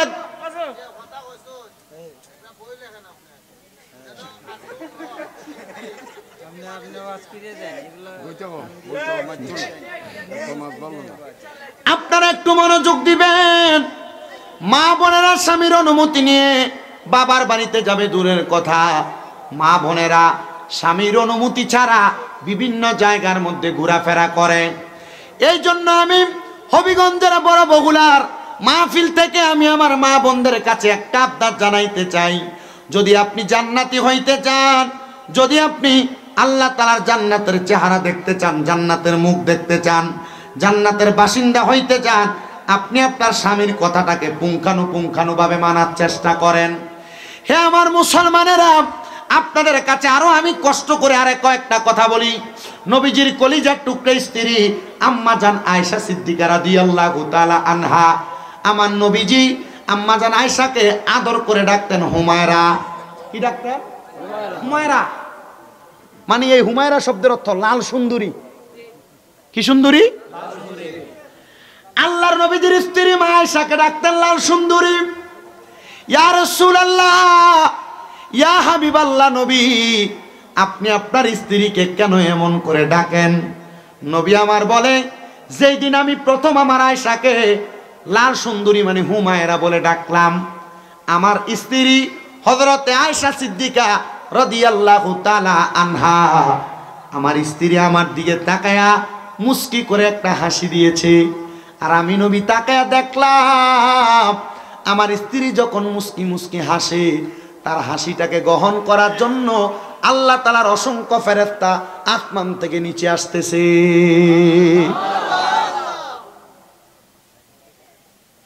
আর আপনার সমাজে পুরুষরা যদি যে কোনো জায়গা থেকে ভালো রোমান্টিক কোনো কথা শুই না বউরে আইসা সুন্দর একটা নাম বইলা ডাকে, বেডি উত্তর দেয়, আজকে কোন দিয়ে সান উঠছে? বেডি তো রোমান্টিকতাই বোঝে না।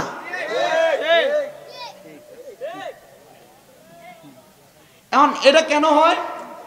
কারণ আপনি পুরা বছর বেডিরে সুন্দর করে ডাকেন না, আজকে ওয়াজ শুনতে ডাক দিবেন কি একটু নির্মা, তো বেডি আপনারা কিনলে কইবা যে কোন দিয়ে সান উঠছে? কারণ আপনি আজীবন এর গাইলেছেন মুখ মারা নিছি, ঠিক আছে নি? আপনি তার মা বাবার নাম ধরে গালি দিছেন, এখন আর আপনি সুন্দর করে ডাকলে হ্যাঁ আর এটারে ভালো মনে করে না। নবীজি বলছেন, আবার কি শুনেন, আপনারা যারা বউরে গালি দেন, আপনার বউ যে উল্টা পাল্টা এমনি হয়ে যায়, আপনারও যে দোষ নাই এটা মনে করেন না। প্রথম বলছিলাম একটা মহিলা খারাপ হয় কয় কারণে? এক নাম্বার স্বামীর অভদ্রতা, স্বামীর পরকিয়া, দুই নাম্বার শ্বশুর শাশুড়ির অত্যাচার অনাচার, তিন নাম্বার মায়ের কান কথা। এর ভিতরে দেখেন এক নাম্বার আপনারা পড়েন কিনা। বউরে গালি দেয় না, মা বাবার নাম তুলে গালি দেয় না। আল্লাহর নবী বলে তোমরা তোমাদের স্ত্রীদেরকে মা বাবার নাম তুলে গালি দিবা না। নবীজি কেন? নবী আমার বলতেছে আমি নবী মহিলাদের বাবা। আচ্ছা আপনি আপনার বউরে গালি দিলেন, তার মা বাপের নাম ধরে গালি দিয়ে পড়বো কার উপরে? রসুল উপর বলে কি?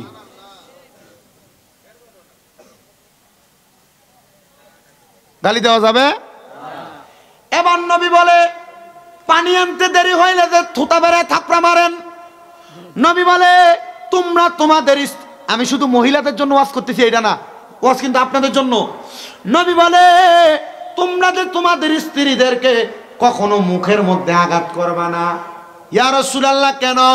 বলে তোমাদের স্ত্রী তোমাদের কাছে সাময়িক সময়ের মেহমান, আমার আল্লাহ তাআলা অতি দ্রুত তোমাদের স্ত্রীদেরকে আবার আল্লাহর কাছে ফিরিয়ে নিবেন। নবীজির আরেকটা হাদিস পড়লাম, নবী আমার বলে দুনিয়াতে জান্নাতের স্বাদ, জান্নাতের মজা পুরুষ মানুষ কোথাও তোমরা পাও না, তবে আমার আল্লাহ তাআলা জান্নাতের স্বাদ এবং মজা তোমার স্ত্রীর মাঝে তোমাকে দিয়া দিছে। জান্নাতের স্বাদ, জান্নাতের মজা আপনার স্ত্রীর মাঝে আছে। আপনি নিজে জানেন, বেশি ভাঙায়েন না, আপনি জানেন জান্নাতের স্বাদ এবং মজা আপনার স্ত্রীর মাঝে রহিত। কেন তোমরা ওই জান্নাতের স্বাদ পাওয়া বস্তুটার উপর অত্যাচার করো? তোমরা এদেরকে কাদা মাটির মতো লালন পালন করো। ইয়া রাসূলুল্লাহ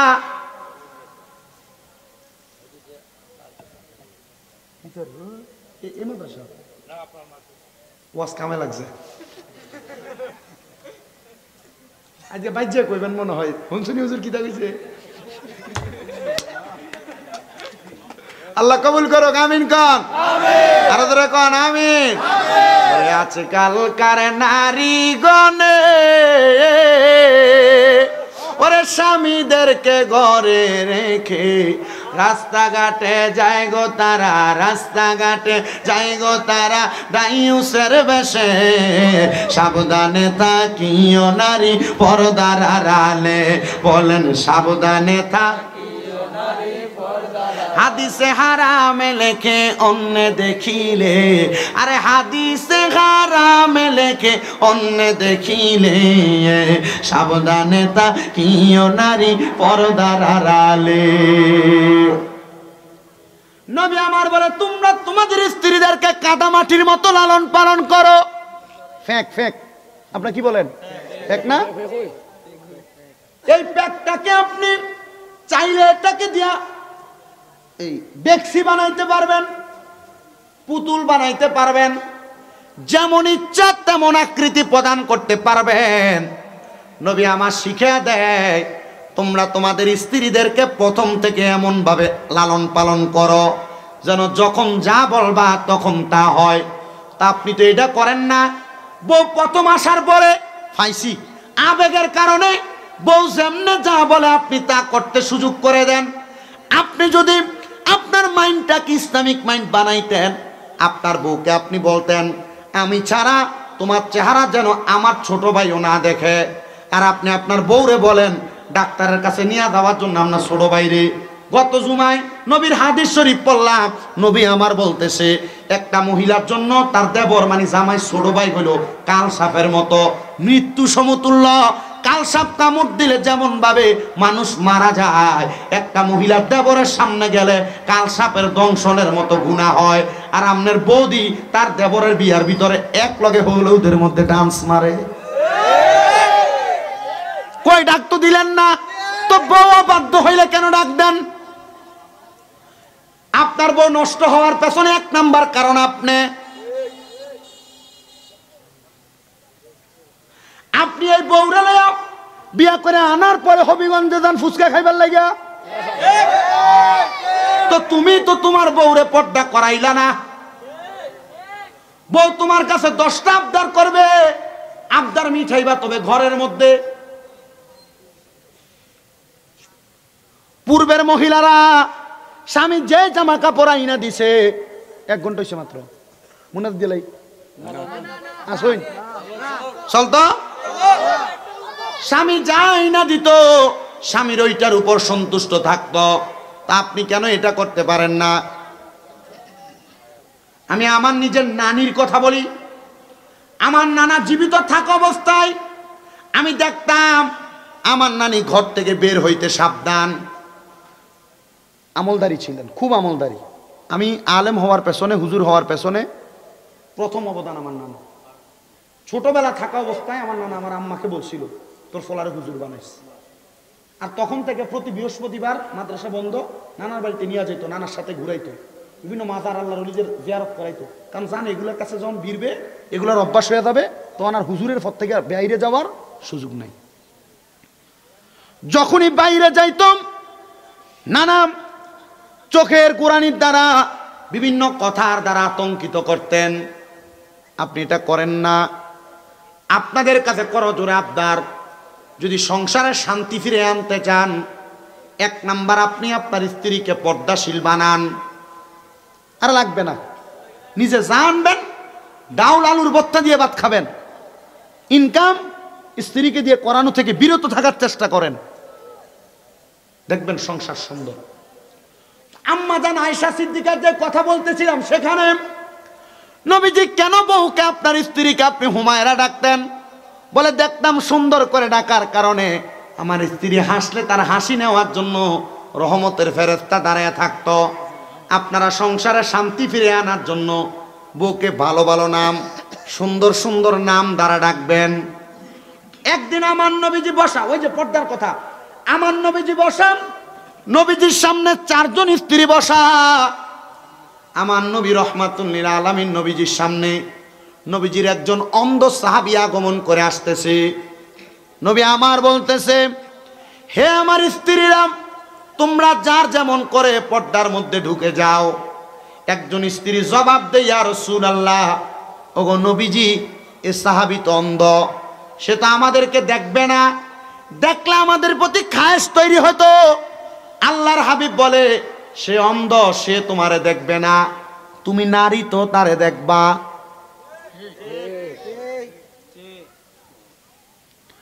তুমি নারী তো দেখবা, তুমি দেখার কারণে তোমার নিজস্ব ধারণা পাল্টাতে পারে। নবীজির স্ত্রী উম্মুল মুমিনিন, ওনারা মুমিনদের মা, নবীজির ইন্তেকালের পরে ওনাদেরকে বিবাহ করা হারাম। তবুও নবীজি নবীর স্ত্রীদেরকে দিয়া উম্মতকে বুঝাইবার জন্য, শিখাইবার জন্য নবী আমার শিখিয়ে দিয়া গেছেন, বোঝাইয়া দিয়া গেছেন। নবীজি অন্ধ কোনো সাহাবীদেরকে নবী দেখতে দেয় নাই, নবীর স্ত্রীদেরকে। আর আপনাদের স্ত্রীরা অন্ধ মানুষ দূরের কথা, আপনারা অটোমেটিকলি বিভিন্ন পুরুষের সামনে নিয়ে যান। সাবধানতা অবলম্বন করেন, যতদিন এগুলা ঠিক করবেন না সংসারে শান্তি পাবেন না। অন্য কোনো নারী বেমেসাল, অন্য নারী যারা মার্কেটে ঘুরে, এদের সাথেও মিশতে দিতে সাবধান। কারণ আপনার মনে করেন যে আপনার স্বাস্থ্য ভাইয়ের বউ, সে মার্কেটে ঘুরে আসছে, সে একটা জিনিস কিনে আনছে, এটার দাম হচ্ছে 500 টাকা, সে বাড়িতে না সাফা ফিরবে। এটা মহিলাদের স্বভাব। আমি মা বোনদেরকে অ্যাঙ্কার করছি না, মহিলাদের স্বভাব। মা বোনেরা, এটা তুই জানে 500, জানোস নি আমার জামাই ওটা কিনে দিচ্ছে আমারে, কত? 1000 টাকা। তখন আপনার স্ত্রী তার কাছে এটা দেখে এসে আপনারে বলবে, তার জামাই তার 1000 টাকা দিয়ে একটা কিনা দিতে পারে, তুমি কি আমারে পারো না? তোমার এই মুরুদ নাই। শেষ। এই জন্য বাবার বাড়ি দূরের কথা, একটা মহিলা স্বামীর অনুমতি ছাড়া ঘরের বাহিরও যাবে না।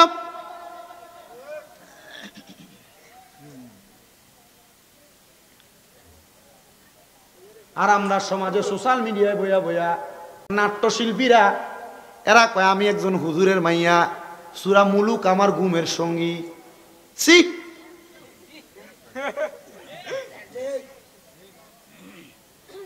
সূরা ইয়াসিন না পড়লে আমার ঘুমই আসে না। এ ব্যাকল সূরা ইয়াসিন না পড়লে ঘুম আসে না। এ ব্যাকল কেমনে সিনেমার সামনে আসলো? মুখে এক অন্তরে।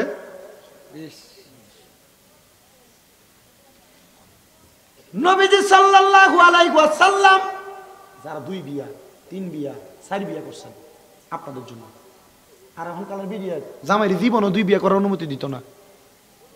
দিব? কারণ ভাগ তো দিতে চায় না। তো নবীজি সাল্লাল্লাহু আলাইহি সাল্লামের 4 জন স্ত্রী নবীজিকে একসাথে প্রশ্ন করছে, ইয়া রাসূলুল্লাহ, ইয়া হাবিবাল্লাহ, হে 4 জন একসাথে প্রশ্ন করছে, ইয়া রাসূলুল্লাহ, আপনি আমাদের 4 জনের মধ্য থেকে কাকে বেশি ভালোবাসেন? আচ্ছা, 4 জনের সামনে যদি কয় যে তোমারে 3টা লাগতো না? নবীজি বলেছেন, তোমাদের প্রশ্নের জবাব আগামীকালকে আসরের সময় নিবাম। নবী আমার ওই দিন রাত্রবেলা নবীজির আজকান মুবারকের মধ্যে নবী আমার 8টা খেজুর নিছেন। কয়টা? 8টা খেজুর নিছেন।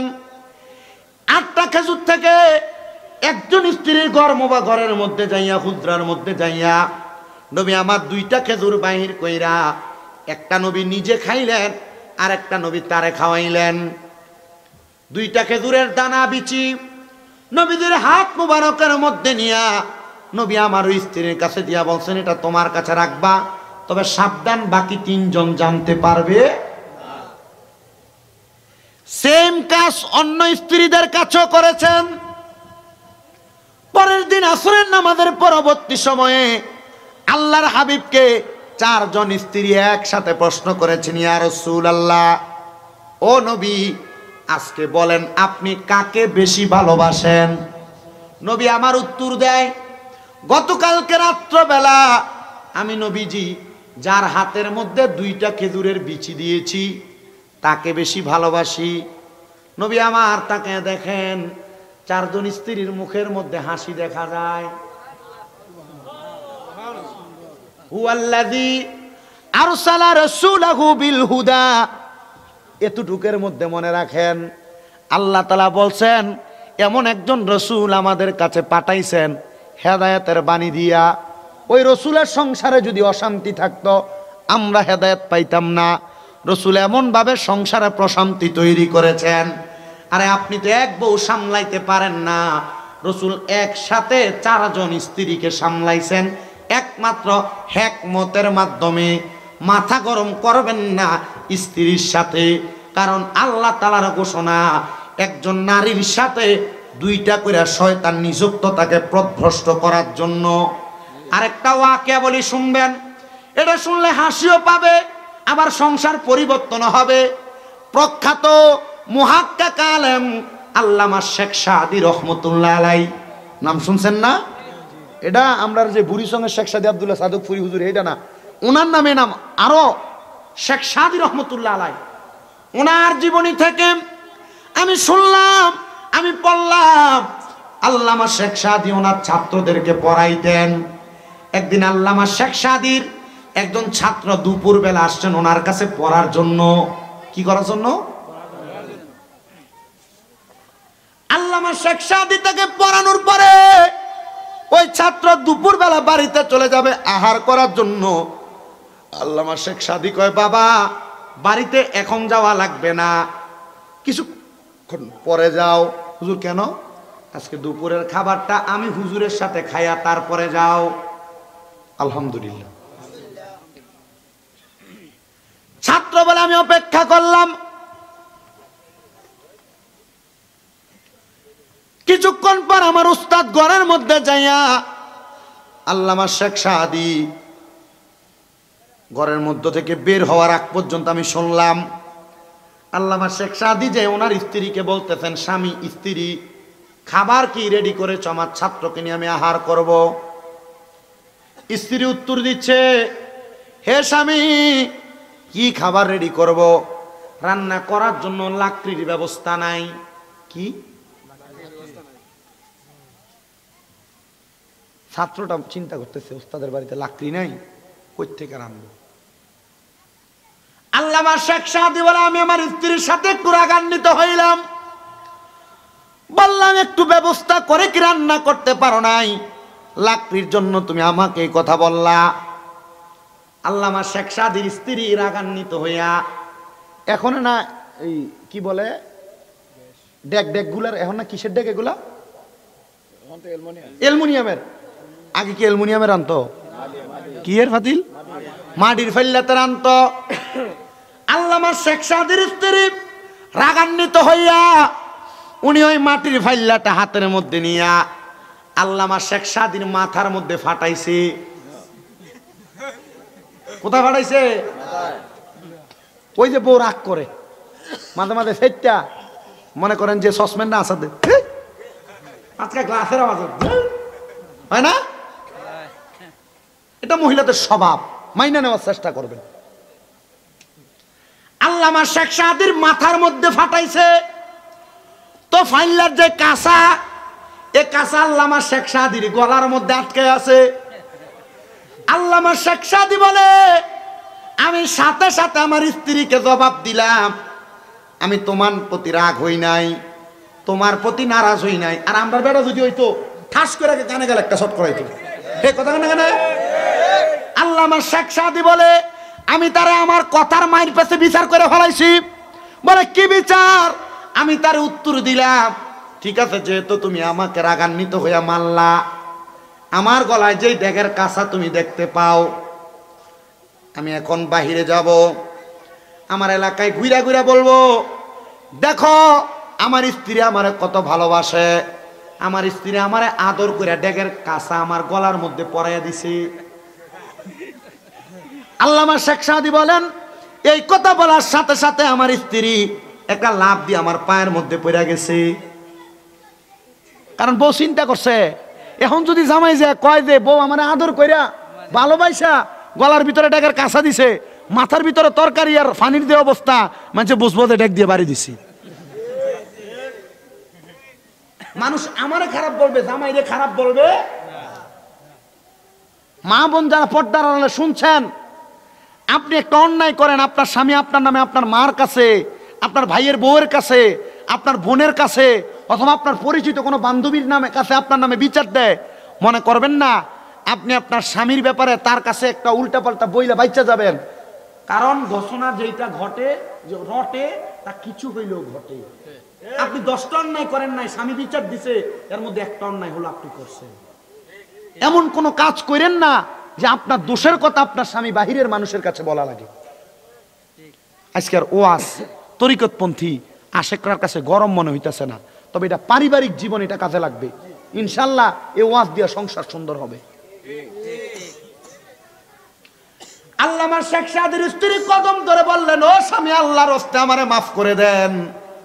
আল্লামা শেখ সাদির স্ত্রী মাফ চাওয়ার পর আল্লামা শেখ সাদি বলে, আমি আমার গলা থেকে ওই ডেগের কাঁচাটা খুলে ফেললাম, আমার শরীর পরিষ্কার করলাম, কইরা আমি বাহিরে আসছি, দেখলাম আমার ছাত্র বই খাতা সব গোছায়া কয়, হুজুর আমি যাইগা। এই যাইতে কি লাগা? হুজুর যে আওয়াজ আমি শুনছি, যে কথা আমি শুনছি, খানা এখনো রান্না হয় নাই। হুজুর আমি খামু দূরের কথা, আপনার পাতে, আপনার পেটে, আপনার রিজিকে খানা আছে কিনা সন্দেহ আছে। হুজুর আমি চলে যাই, আপনি আমার অনুমতি দেন। হুজুর বলে, বাবা একটু অপেক্ষা করো, আমি জঙ্গল থেকে একটু লাকড়ি নিয়ে আসি। ছাত্রকে, হুজুর লাকড়ি লেগে পরে যাই। হুজুর আপনি যত বড় আলেম, প্রখ্যাত জগৎ বিখ্যাত মানুষ, আপনি চাইলে তার একটা বিয়ে করতে পারেন।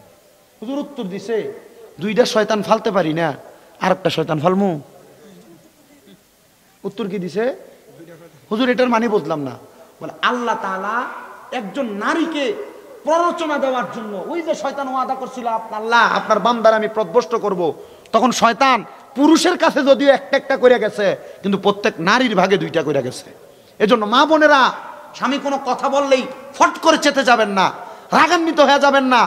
স্বামী কোনো কথা বললে হঠাৎ করে উগ্র হয়ে যাবেন না, কারণ আপনার সাথে দুইটা শয়তান আপনাকে পথভ্রষ্ট করার চেষ্টা করতেছে। আপনি হঠাৎ করে যে কোনো কাজ করে ফেললে পরে মাপ চাইলেও কাজ হবে না, কারণ স্বামীর মনে কষ্ট দিয়া কোনো মহিলা জান্নাতে যাইতে পারবে না। নবীজি বলছেন, কোন স্ত্রী মারা যাওয়ার পর কোন স্বামী যদি বলে, হ্যাঁ আমার স্ত্রী ভালো, আল্লাহ তাআলা তার অন্য হিসাব বাদ দিয়ে স্বামীর ভালোর কারণে তাকে জান্নাতে দিবেন।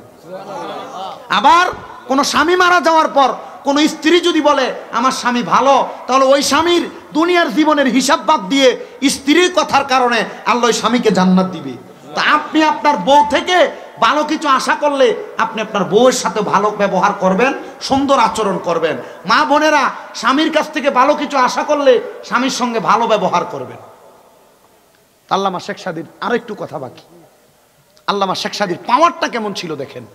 উনি বলে, আমি আমার স্ত্রীর কাছ থেকে বাইর হয়ে ছাত্রের জবাব দেওয়াতে ছাত্র বলছে, হুজুর বুঝছি, অপেক্ষা করতেছি যান জঙ্গলে। আল্লামা শেখ সাদি বলেন, আমি জঙ্গলে গেলাম কাঠ কাটার জন্য। আমি কাঠ কাটতে কাটতে চিন্তা করলাম, আজকে যেহেতু জঙ্গলে আসছি, কাঠ নেওয়ার জন্য একটু বেশি করে নিয়ে যাই, কারণ একসাথে নিয়ে গেলে আমার স্ত্রী অনেকদিন রান্না করবে, আমার আর পড়ালেখার ডিস্টার্ব হবে না, এলেম চর্চার অভাব হবে না। আল্লামা শেখ সাদি বলেন, আমি সাথে সাথে এবার জঙ্গলে কাঠ কুড়াইতে কুড়াইতে গাছে উঠলাম। অনেক শুকনা লাকড়ি আমি ভাঙ্গা নিচে ফালাইলাম, কিন্তু আমি তাকায় দেখলাম অনেক কাঠ এই জায়গায় পড়ে আছে, কিন্তু একটা ভাগ আমার কাঠগুলার কাছে ঘোরাফেরা করতেছে। কি ঘুরতেছে?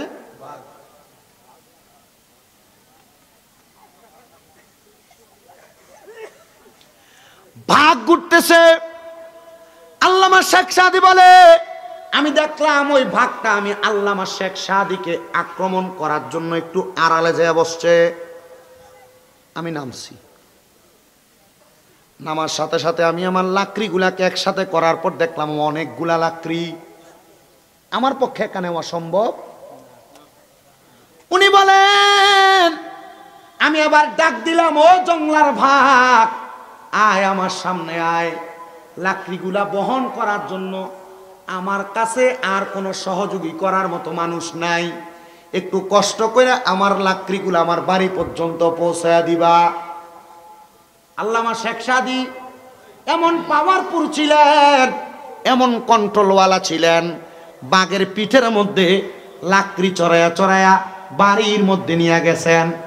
ছাত্র বাহির হয়ে এমন অবস্থা দেখা কয়, হুজুর বাঘডারে কন্ট্রোল করতে পারলেন, কিন্তু নিজের বউডারে কন্ট্রোল করতে পারলেন না। আল্লামা শেখ সাদি কয়, হ্যাঁ নবীজি তো এই জন্য বলেছেন, তোমরা তোমাদের স্ত্রীটাকে কন্ট্রোল করার চেষ্টা করবা, তবে পারবা না, কারণ এদের সঙ্গে ওয়াসওয়াসা দেওয়ার জন্য দুইটা শয়তান আছে। এখন বেডায় কন্ট্রোল করবা কেমনে? তোমার বউ তোমার কথা শুনবো কেমনে? তুমি দি তোমার বউরে দিয়া সুদের টাকা চালাও বহুলা। এখন আর বেড়া সুদ খায় না, বেড়ি খায়।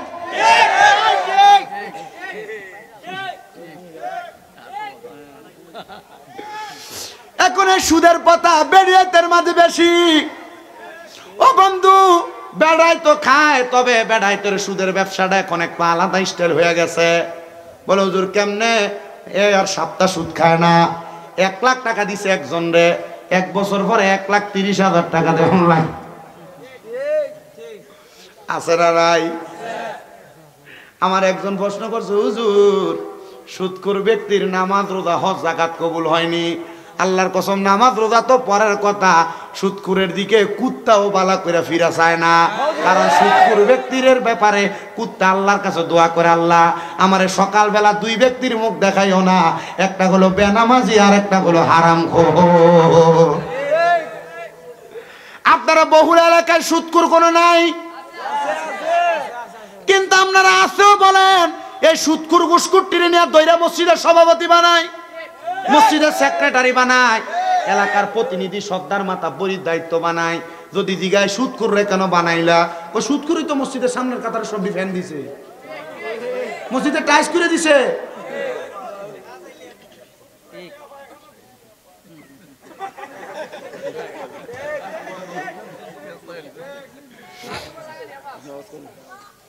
ও মুসলমান, এখন আর বেড়া সুদ খায় না, আজাইরা থাকে, এর কোনো কাজ নাই। এ দোকানে বৈশা বৈশা চা খায়, এ দোকানে বৈশা বৈশা আড্ডা মারে। কেউ কাকা আপনি চলেন কেমনে? আমার কামাই রুজি নাই তো। আর কামাই রুজি থাকবো কেমনে? এত টাকা চাইলে খায়। এ ব্যাংকে এককালীন 50 লাখ টাকা রাইখা দিছে, মাসে মাসে সুদের টাকা তুলে খায়। এখন সুদ ডিজিটাল ব্যাংকে এফডিআর নাম দিছে, এফডিআর এর সুদের টাকা তুলে তুলে খায়। আপনারা ব্যাংকে বুঝাইতেছে এই ব্যাংকে এটা করো, এমনি 3 লাখ টাকা রাখলে তোমার 1 বছর পরে 11% 9% দেওয়া হইব। এটা সুদ মিয়া।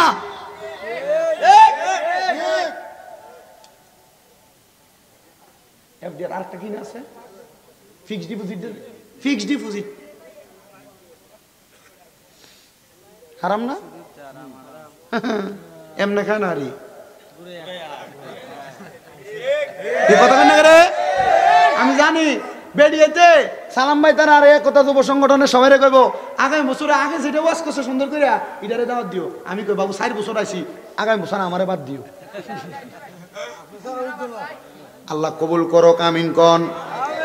মাহফিল করন লাগতো না, আমরা যদি সব বছর আরেক জায়গা করতাম। আমি যদি জানতাম 10:30 মাইক আরেকটা মাহফিল ধরে লইতাম, বাদশা করে চলে লইতাম। তো যেই কথা বলতেছিলাম, মা বোনদেরকে দিয়ে সুদের কারবার করাই, সুদখোরের নামাজ, সুদখোরের রোজা, সুদখোরের হজ, সুদখোরের যাকাত, দান সদকা, কোনো কিছু আল্লাহর কাছে কবুল হয় না। এবার এরা যা করুক আর না করুক কোনো লাভ হবে না। ও মুসলমান, ও নবীর উম্মতের দল, মা বোন যারা পর্দার অন্তরালে সুদের টাকা খাও, আর আপনারা পুরুষ মানুষ যারা সুদে টাকা লাগান, আপনারা সাবধান। এই সুদের টাকা আপনি খাইতেছেন কেন? এটারও একটা কারণ আছে। আপনার বউ চাহিদা বেশি পূরণ করতে পারতেছেন না, বেশি টাকার দরকার, সুদে টাকা লাগাইতেছেন। ওই সন্তান আপনাকে কবরের মধ্যে বাবা বলে পরিচয় দিবে না। যেই সন্তানের খাওন খোরাকের জন্য আপনি সুদের টাকা খান, ওই স্ত্রী আপনারা জামাই বলে পরিচয় দিবে না। যে স্ত্রীর জন্য আপনি সুদের টাকা খাওয়াইয়া স্ত্রীরে ভালো বানাইলেন, দামি ঘর বানাইলেন, আপনার মা বাবা আপনারা পরিচয় দিবে না। ও সন্তান, কোন মা বাবার জন্য, কোন স্ত্রীর জন্য, কোন সন্তানের জন্য হারাম টাকা খাইলা? এখনই পরিত্যাগ করো। মুরগির গোশত মাছ দিয়ে ভাত খাওয়া লাগবে না। প্রয়োজনে ভাতের মধ্যে পানি ঢেললা, লবণ ডইল্লা খাইবা, কাঁচামরিচ ডইল্লা খাইবা, শুকনা মরিচ ডইল্লা খাইবা, তবুও হারাম টাকা খাইও না। অনেকে মনে করে শুকুরের গোশত খাওয়া হারাম। আল্লাহর কসম, সুদের টাকা দিয়া খাসির গোশত, গরুর গোশত, দেশি মুরগার গোশত কিনা খাওয়া হারাম। ঠিক আছে? আল্লাহ তাআলা আমাদেরকে বোঝার তৌফিক দান করুন, জোরে পড়ে না আমিন। একটা সুদখোরের সত্য ঘটনা শোনায় যে আমাদের কুমিল্লাতে একজন আল্লাহর ওলি, জিনার নাম হযরতে আলতাফ আলী শাহ দৌলতপুরি। আমি ওই এলাকায় ইমামতি করি। উনি ছিলেন একটু মজ্জুব টাইপের, ওনার এক অবস্থা ছিল, উনি শীত গরম সব সময় কাঁথা গায়ে দিয়ে একটা পুকুরের পাড়ে শুয়ে থাকতেন। তো ওনার এলাকার মানুষ বলে, হুজুর আমরা নামাজ পড়ার জন্য এলাকার মধ্যে কোনো জায়গা নাই। হুজুর আপনি যদি অনুমতি দেন আমরা একটা নামাজের জন্য মসজিদ বানাইতাম। হুজুর বলছে ভালো কথা, মসজিদ বানাইবা, কারণ যারা একটা মসজিদ বানায় আল্লাহ তার জন্য কি বানায়? জান্নাতে একটা ঘর বানায়। বাবা মসজিদ বানাও, তবে আব্বা সাবধান। হুজুর বলে বাবা মসজিদ যে বানাইবা কোনো হারাম করে টাকা মসজিদে লাগাইও না।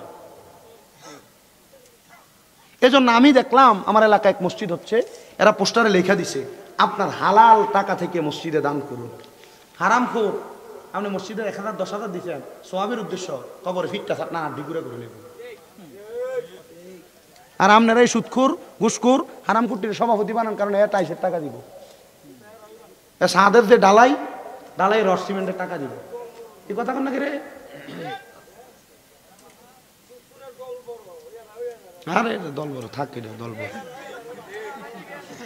আমার ওয়াজ করানোর মালিক ওয়াজ করি, আমি যদি হক কথা না কই আমার দিব্যাকার তো আল্লাহ, আমি আমার উচিত কথা কয়ে যাই।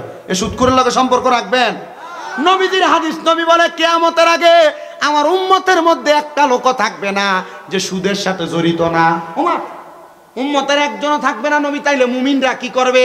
নবী আমার বলে মুমিনরা কি করবে শোনো, মুমিনরা তো সুদ খাবে না, সুদ দিবে না, সুদের সাথে যুক্ত হবে না। মুমিনরা যখন কোন হারাম করার পাশে দিয়ে হাঁটবে সুদখোরের গায়ের বাতাস মুমিনের গায়ে লাগবে। আপনি সুদখোরের লোকে ভাইয়া বিটা বালা, মানে এত টাকা আলগা টাকা দাও, এত অনেক গেলে আপনার একটা চা খাওয়া। তখন বিচারের ভিতরে বইলে সুদখোরের পক্ষে দেখবেন মানুষ আছে, ঘুষখোরের পক্ষে দেখবেন মানুষ আছে, হারাম খোরের পক্ষে মানুষ আছে, কারণ এ চা খাবাইব।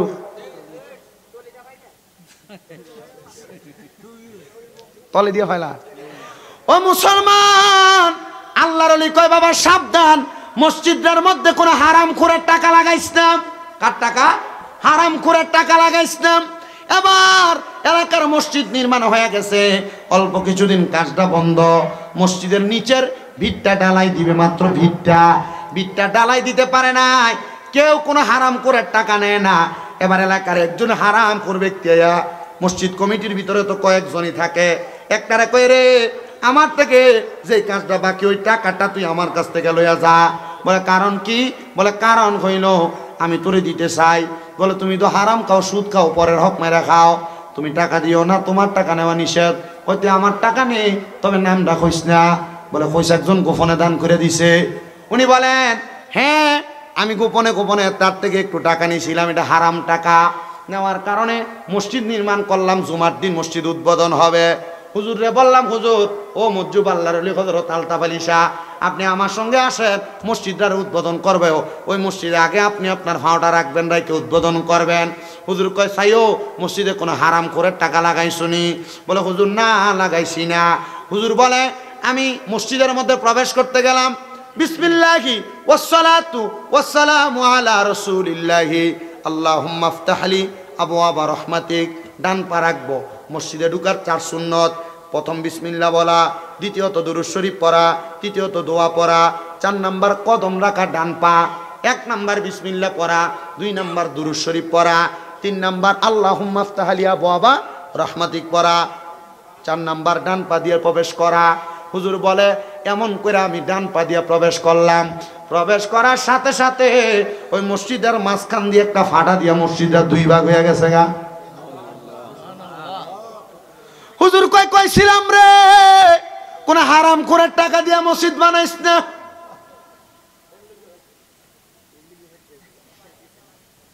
মসজিদে নামাজ পড়েন, শান্তি লাগে না? লাগবো কেমনে?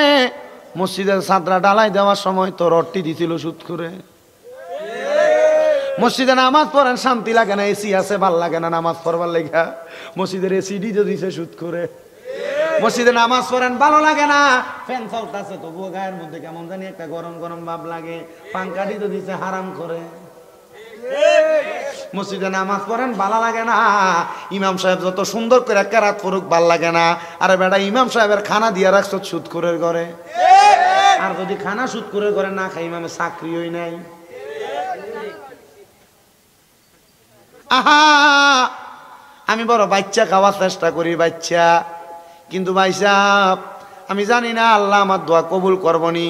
ইমাম হওয়ার কারণে কত মানুষের ঘরে খানা খায়, কিন্তু আমি দেখছি যদি অশান্তে কোনো হারাম করে ঘরে খানা খায় আমার পেটে অসুখ হয়ে থাকা। এটা আমার বেটা অত ময়না। কারণ আমি জানি আমি আমার জানা মতে কোনোদিন কারোর 1 টাকা আমি মাইরা খাই নাই, মিথ্যা বইলা খাই নাই, কোনো মানুষের টাকা আমি না বইলা বহন করি নাই। এটা আমার স্বভাব। আমার কাছে কেউ 1 টাকা পাওনা থাকুক এমনভাবে আমি চলি না। আমার সঙ্গে কারো লেনদেন হবে, সে আমার প্রতি নারাজ হবে এমনও আমি করি না। কেন কেন? কারণ অন্য কোনো কিছু না। কারণ হলে আমি চিন্তা করি কারোর সাথে আমার 1 টাকা লেনদেন যদি সে আমার কাছে পাওনা থাকে অথবা তার হারাম কোনো টাকা আমার পেটে ঢুকে, তাহলে আমার পেটের মধ্যে অসুখ হইব, কবরে আল্লাহ আমারে কি লাইব। মনে আছে না গত বছর এক মাহফিল কমিটি দাওয়াত দিয়ে গেছিল কোনা হোসেনপুর? আল্লাহর কসম আমার জীবনে মাহফিল কমিটি দেখছি এটির মতো বেজ্জুত্যা বেশরম মাহফিল কমিটি আমি আর দেখছি না। এনে আমার হাতে ভাই ধরে দাওয়াত দিয়ে গেল না, এলাকাত যাও না, আমার কাছে মনে হয়েছে এলাকাত কোনো খামলাইছে, বুঝছো? এই লাখাই লাখাই লাখাই না আমার মনে আছে না না লাখাই মানুষ বালা, সব মানুষ না, ওই হোসেনপুরের ফলা হয় না কথা কইছি। আল্লাহ আমি কইছি আল্লাহ যাক আমি আলেম একজন বেয়াত যদি হয়েছি, আল্লাহ কোনো আলেমের ওই জায়গায় বেয়াত যদি করাই, কোনো আলেমরা করে না। তা আমি একবার শুনছিলাম মাওলানা ওলিউল্লাহ আশিক হুজুর ওই এদিকে ঢুকলে টাকাটা আগে নিক যা, তখন পরে চিন্তা করলাম টিয়াটা কি রে আগে নিক গা, এই খাচ্ছদের কারণে, বুঝছেন? এমন খাইছদের কারণে। আলহামদুলিল্লাহ আল্লাহ যেন আমাদেরকে কবুল করে, আমিন পড়ে। হারাম খাওয়া যাবে, পরের হক খাওয়া যাবে, পরের হকের প্রতি লোভ করা যাবে, সুদ খাওয়া যাবে। 1 2 নাম্বার যারা এখানে আছেন বউদের সঙ্গে গরম হওয়া যাবে, গালি দেওয়া যাবে, আঘাত করা যাবে, বউদেরকে বেপরদা ছাড়া যাবে। মা বোন যারা পর্দার আড়ালে শুনছেন, স্বামীদের সঙ্গে উচ্চা গলায় কথা বলা যাবে না, স্বামীর অবাধ্য হওয়া যাবে না, বেপরদা হওয়া যাবে না, স্বামীর সঙ্গে উচ্চা গলায় কথা বলা যাবে না। আল্লাহ তাআলা এই সবগুলো মাইনা আমাদেরকে চলার তৌফিক দান করুন। ফেরেশতোं की सलामी देने वाले फौज पढ़ती थी, जनाब सैयदा हजरत माँ आमिना सुनती थी, या आवाज आती थी या नबी सलाम अलैका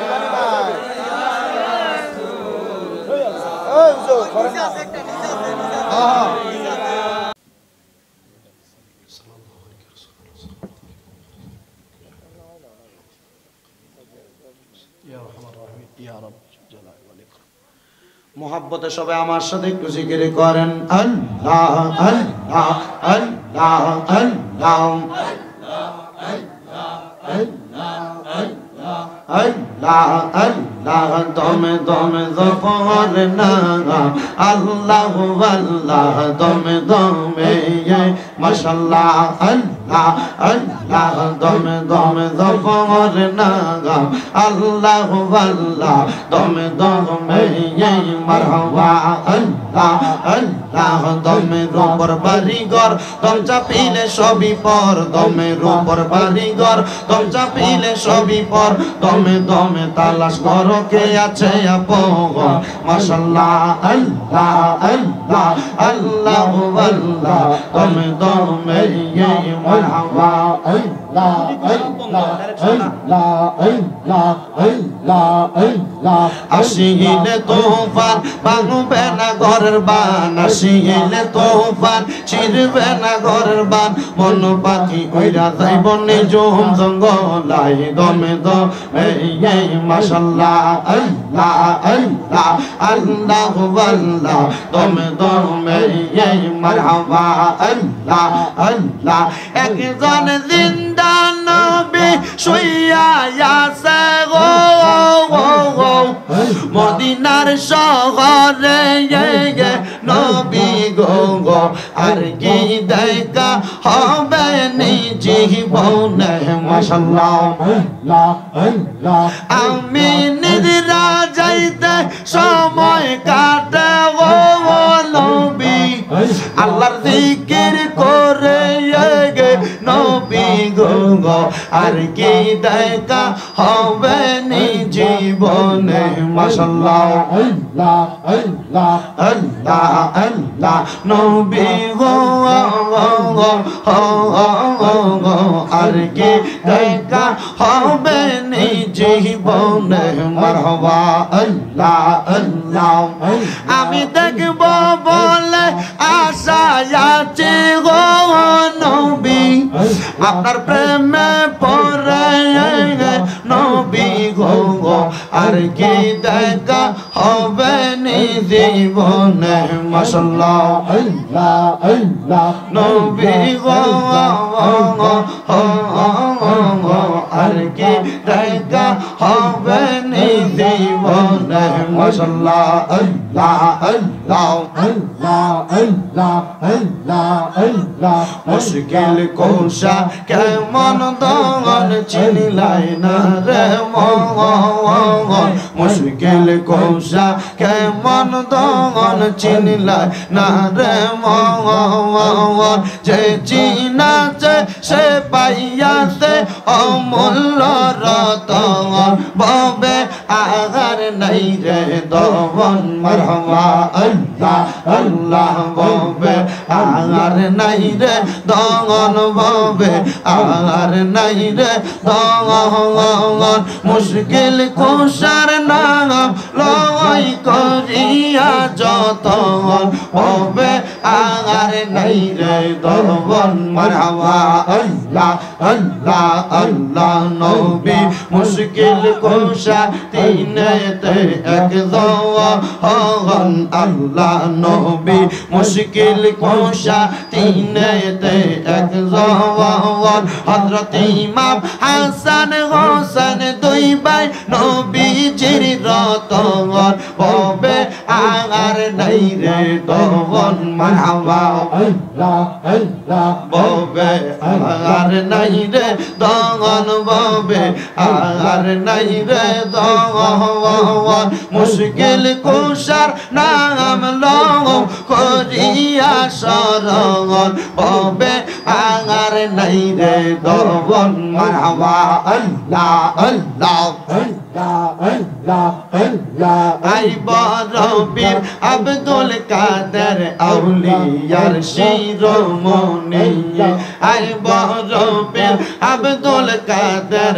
আউলিয়ার শিরোমণি তোমারি ওই নামের গুণে আগুন হইয়া যাই পানি আই বরবীর আব্দুল কাদের আউলিয়ার শিরোমণি মারহাবা আল্লাহ আল্লাহ আল্লাহ ভক্তের বিপদ হইলে পরে পূর্ব পাশেতে তুমি গাউস যদি থাকো পশ্চিম পাশেতে মারহাবা আল্লাহ আল্লাহ বিপদ থেকে উদ্ধার করো বিপদ থেকে উদ্ধার করো ও গো গাউসে সমদানি আই বরবীর আব্দুল কাদের আউলিয়ার শিরোমণি মাশাআল্লাহ আল্লাহ আল্লাহ আল্লাহ আল্লাহ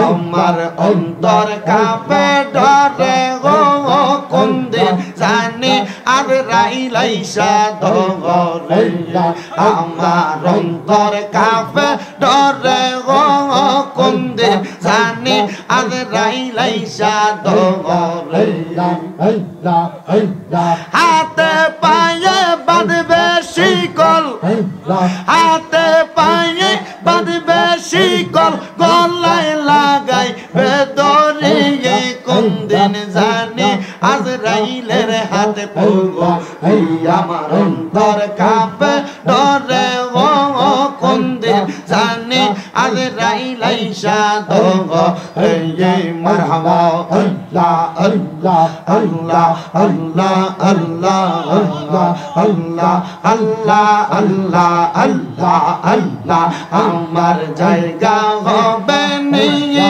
আমার মরা লাশের লাইগা মসজিদের পাশে আমার কবর দিও কইরা আমার জায়গা হবে নিয়ে আল্লাহ আল্লাহ জগৎবাসী রে আমি তোমরার ছেলে সন্তান ওই দিনের লাগিয়া মরার পরে সবাই আমায় যাবে রে বলিয়া 3.5 হাত মাটি তোমরা দিও রে করিয়া আমার জায়গা হবে নি আমার জায়গা হবে নি আমার মোরা লাশের লাইগা মসজিদের পাশে আমার কবর দিও কইরা আমার জায়গা হবে নি আল্লাহ আল্লাহ জগৎবাসী রে আমি যেই দিন যাব মারা দুনিয়া চারিয়া রঙিন জামা কাপড় সবই নিবে রে খুলিয়া সাদা মার্কিন কাপড় আমায় দিও রে পরাইয়া আমার জায়গা হবে নি আমার জায়গা হবে নি আমার মোরা লাশের লাইগা মসজিদের পাশে আমার কবর দিও কইরা আমার জায়গা হবে নি আল্লাহ আল্লাহ লা ইলাহা ইল্লাল্লাহু মুহাম্মাদুর রাসূলুল্লাহ সাল্লাল্লাহু আলাইহি ওয়াসাল্লাম। কমিটি আর কইবেন নি কিছু দোয়া সভাপতি সব কিছু বলবেন নি দোয়া সব আমার জন্য দোয়া করবেন বিশেষ করে আপনাদের দোয়ায় আমি বলছি না আমার মাদ্রাসাগুলোর জন্য বেশি করে দোয়া করবেন। এখন আপনাদের দোয়ায় আমার প্রত্যেকটা মাদ্রাসায় ছাত্র ভরপুর আলহামদুলিল্লাহ কন্যা আরো খুশি হইবেন আমার মাদ্রাসায় প্রত্যেক দিন তাহাজ্জুদ নামাজের সময় বাচ্চারা সমস্ত পৃথিবীর মানুষের জন্য দোয়া করে এবং বাচ্চারা আসরের নামাজের পরে খতমে খাজেগানের মাধ্যমে ছোট ছোট বাচ্চা ছোট যেগুলো নুরানিতে পড়ে আমি দেখছি আমার বাচ্চারা চোখের পানি ফালায় ফালায় খতমে খাজেগানের পরে কাইন্দা দোয়া করে। আপনারা আমার ছাত্রদের জন্য দোয়া করবেন আল্লাহ যেন তাদেরকে কবুল করে পড়েন আমিন।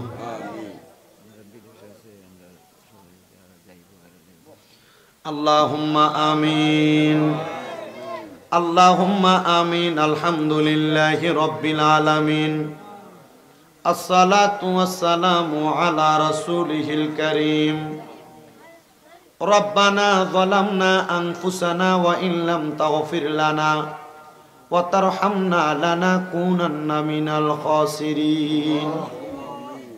মাবুদু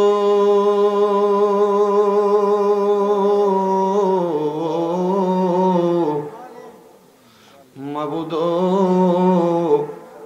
ও দয়াল আল্লাহ আপনি কি আসমানে না জমিনে রে আল্লাহ না পাহাড়ে না দরিয়ায় রে আল্লাহ এ গত জীবনে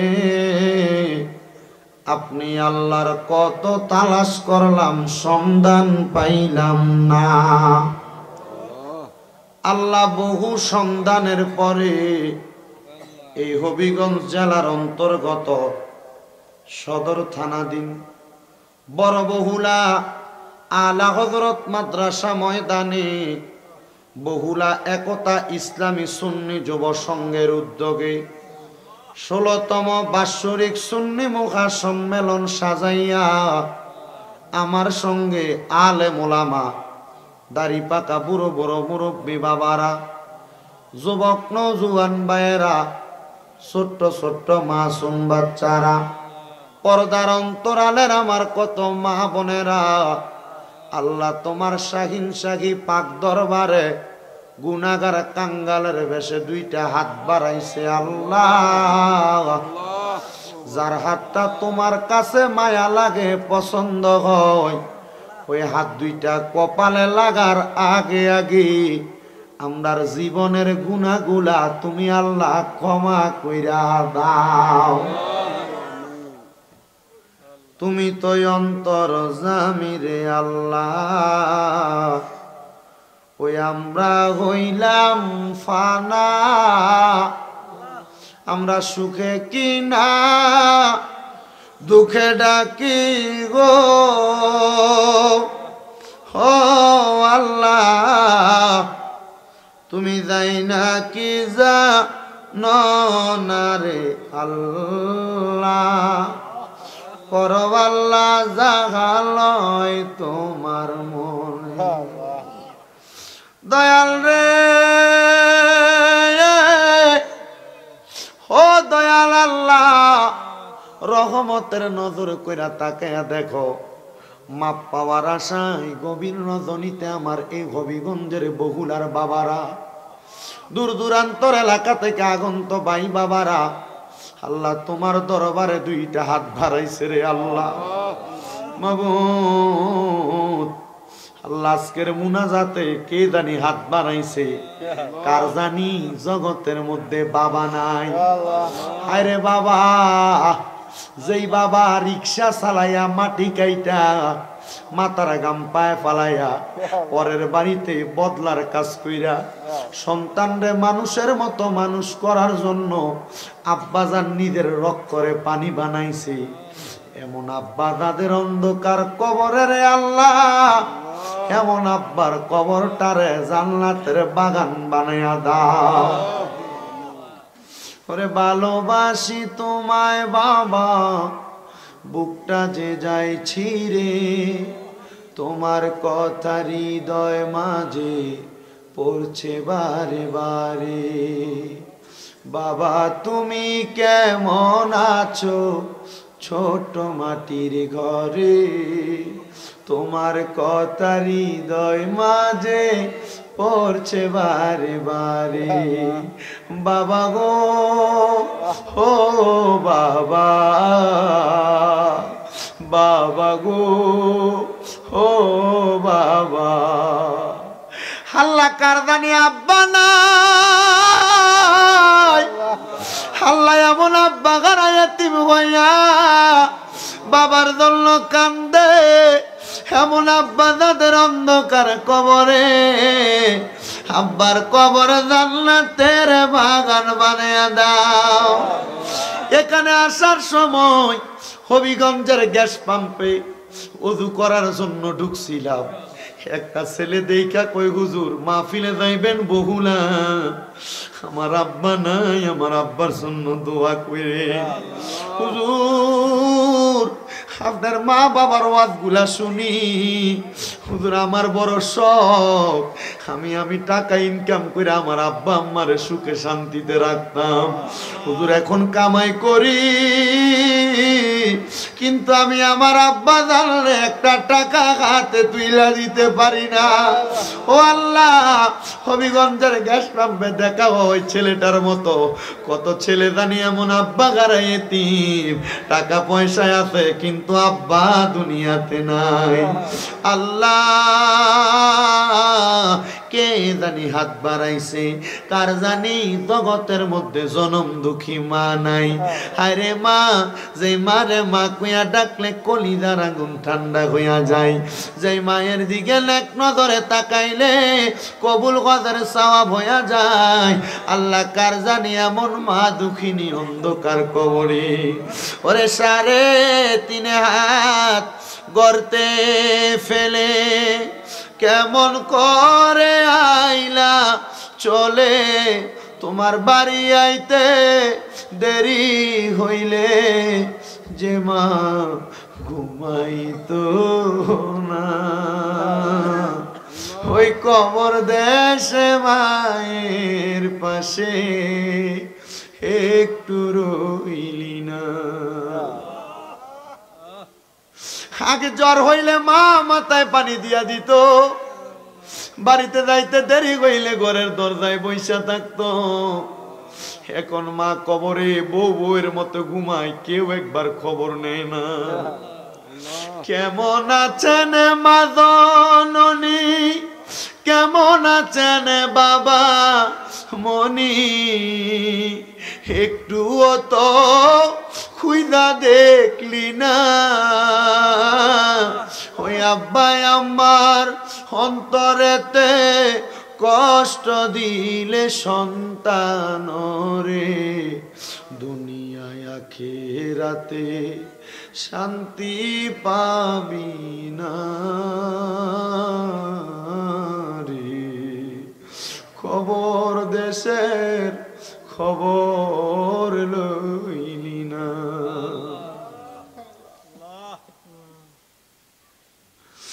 আল্লাহ তাকে দেখো এই বহুলার মাহফিলে কত সন্তান মা হারায়া আব্বা হারায়া কান্দে, কবরের সামনে যায় কিন্তু আব্বা আম্মার মুখ সন্তান দেখে না। ও দয়াল, এমন আব্বা আম্মা যাদের কবরে তোমার নবী না বলছে দুনিয়াতে মুনাজাত করলে হয় কান্না করতে নচেত কান্না করার ভান করতে। আল্লাহ তাকে দেখো কত এতিমেরা চোখের পানি ফালায়া ফালায়া কান্দে। আম্মা আব্বা চইলা গেছে, আল্লাহ দারারে ফালাইয়া তারারে রাই খাগো গেছে কান্দিবার লাগিয়া। কত আদর করছেন আব্বা আম্মা দুধ কলা খাওয়াইয়া, এখন কেমনে শুইয়া গো রইলা কবরে যাইয়া। মাবুদ, যাদের মা বাবা কবরে, আম্মা আব্বার কবর জান্নাতের বাগান বানিয়ে দাও। যাদের আম্মা আব্বা বেঁচে আছে হায়াতে তৈয়বা নসিব করে দাও। যাদের আব্বা আম্মা অসুস্থ শেফায়াতুল কামেলা নসিব করে দাও। আমার আব্বা আম্মা বেঁচে আছে, নিয়ত করছি হজ করামু, আল্লাহ আমার নিয়তটা পুরা কইরা দাও। এমন সব সন্তান যেন মা বাপরে মক্কা মদিনা দেখাইতে পারে সে তৌফিক দান কইরা দাও। আল্লাহ বিশেষ করে এই বহুল একতা ইসলামী সুন্নি যুব সংঘের উদ্যোগের মাহফিল, এই মাহফিলে যারা টাকা দিয়া পয়সা দিয়া শ্রম দিয়া বুদ্ধি দিয়া পরামর্শ দিয়া মাইক দিয়া লাইট দিয়া প্যান্ডেল দিয়া পোস্টার দিয়া মিডিয়ার বাইরা সহ সম্মানিত শ্রোতা মণ্ডলী যারা উপস্থিত হয়েছে প্রত্যেকের খাস দোয়া কবুল মঞ্জুর করে নাও রব্বে কারিম। আল্লাহ এই বহুল একতা ইসলামী সুন্নি যুব সংগঠনের প্রত্যেকটা সদস্যদেরকে কবুল মঞ্জুর করো। একতা ইসলামী সুন্নি যুব সংঘের আল্লাহ যারা ইনকাম করে কামাই রুজিতে বরকত দাও, যারা পড়ালেখা করে বিদ্যা বুদ্ধি বাড়াইয়া দাও, যারা বিদেশে আছে বিদেশের বাড়িতে হায়াতে জিন্দিগিতে সফলতা সুন্দরভাবে থাকার তৌফিক দান করো। অনেক প্রবাসীরা বিদেশ থেকে দোয়া চায়, আমার প্রবাসীদের খাস দোয়া কবুল মঞ্জুর করো। আল্লাহ বিশেষ করে আজকের মাহফিলের মধ্যে আমার অনেক ভাইয়েরা মার জন্য বাবার জন্য আত্মীয় স্বজনের জন্য দোয়া চাই, প্রত্যেকের খাস দোয়াগুলো কবুল মঞ্জুর করে নাও। ব্যবসা বাণিজ্য কাজে কোনো বরকত দাও। আমার কয়েকজন ভাইজান কিছু হাদিয়া দিয়া দোয়া চাইছেন, আমার ভাইজানদেরকেও কবুল আর মঞ্জুর করে নাও। আমি গুনাহগার কি দোয়া করব জানি না। আল্লাহ মাহফিল 16তম মাহফিলের আখিরি মুনাজাত হয়ে যায়। আল্লাহ মাহফিলটা কিয়ামত পর্যন্ত তুমি কবুল মঞ্জুর করে রাখো। দলের প্রত্যেকটা সদস্যকে কাঁধে কাঁধ মিলে মাহফিলটা পরিচালনা করার তৌফিক দান করো। তাদের মাঝে সুন্দর মিল মোহাব্বত কইরা এলাকার মানুষদেরকে নিয়ে যেন সুন্দরভাবে মাহফিলটা করাইতে পারে সে তৌফিক দান করে দাও। আখিরি ফরিয়াদ তোমার দরবারে আল্লাহ, মরণ দিবা দুঃখ নাই, তবে বেঈমান বানায়া মরণ দিয়েন না। মরণের আগে বারবার তাওয়াফে বাইতুল্লাহ জিয়ারতে রওজে রাসূলুল্লাহ নসিব করায়া আখিরি জবানে মধুর কালেমা পড়ায়া দিয়েন লা ইলাহা ইল্লাল্লাহু মুহাম্মাদুর রাসূল।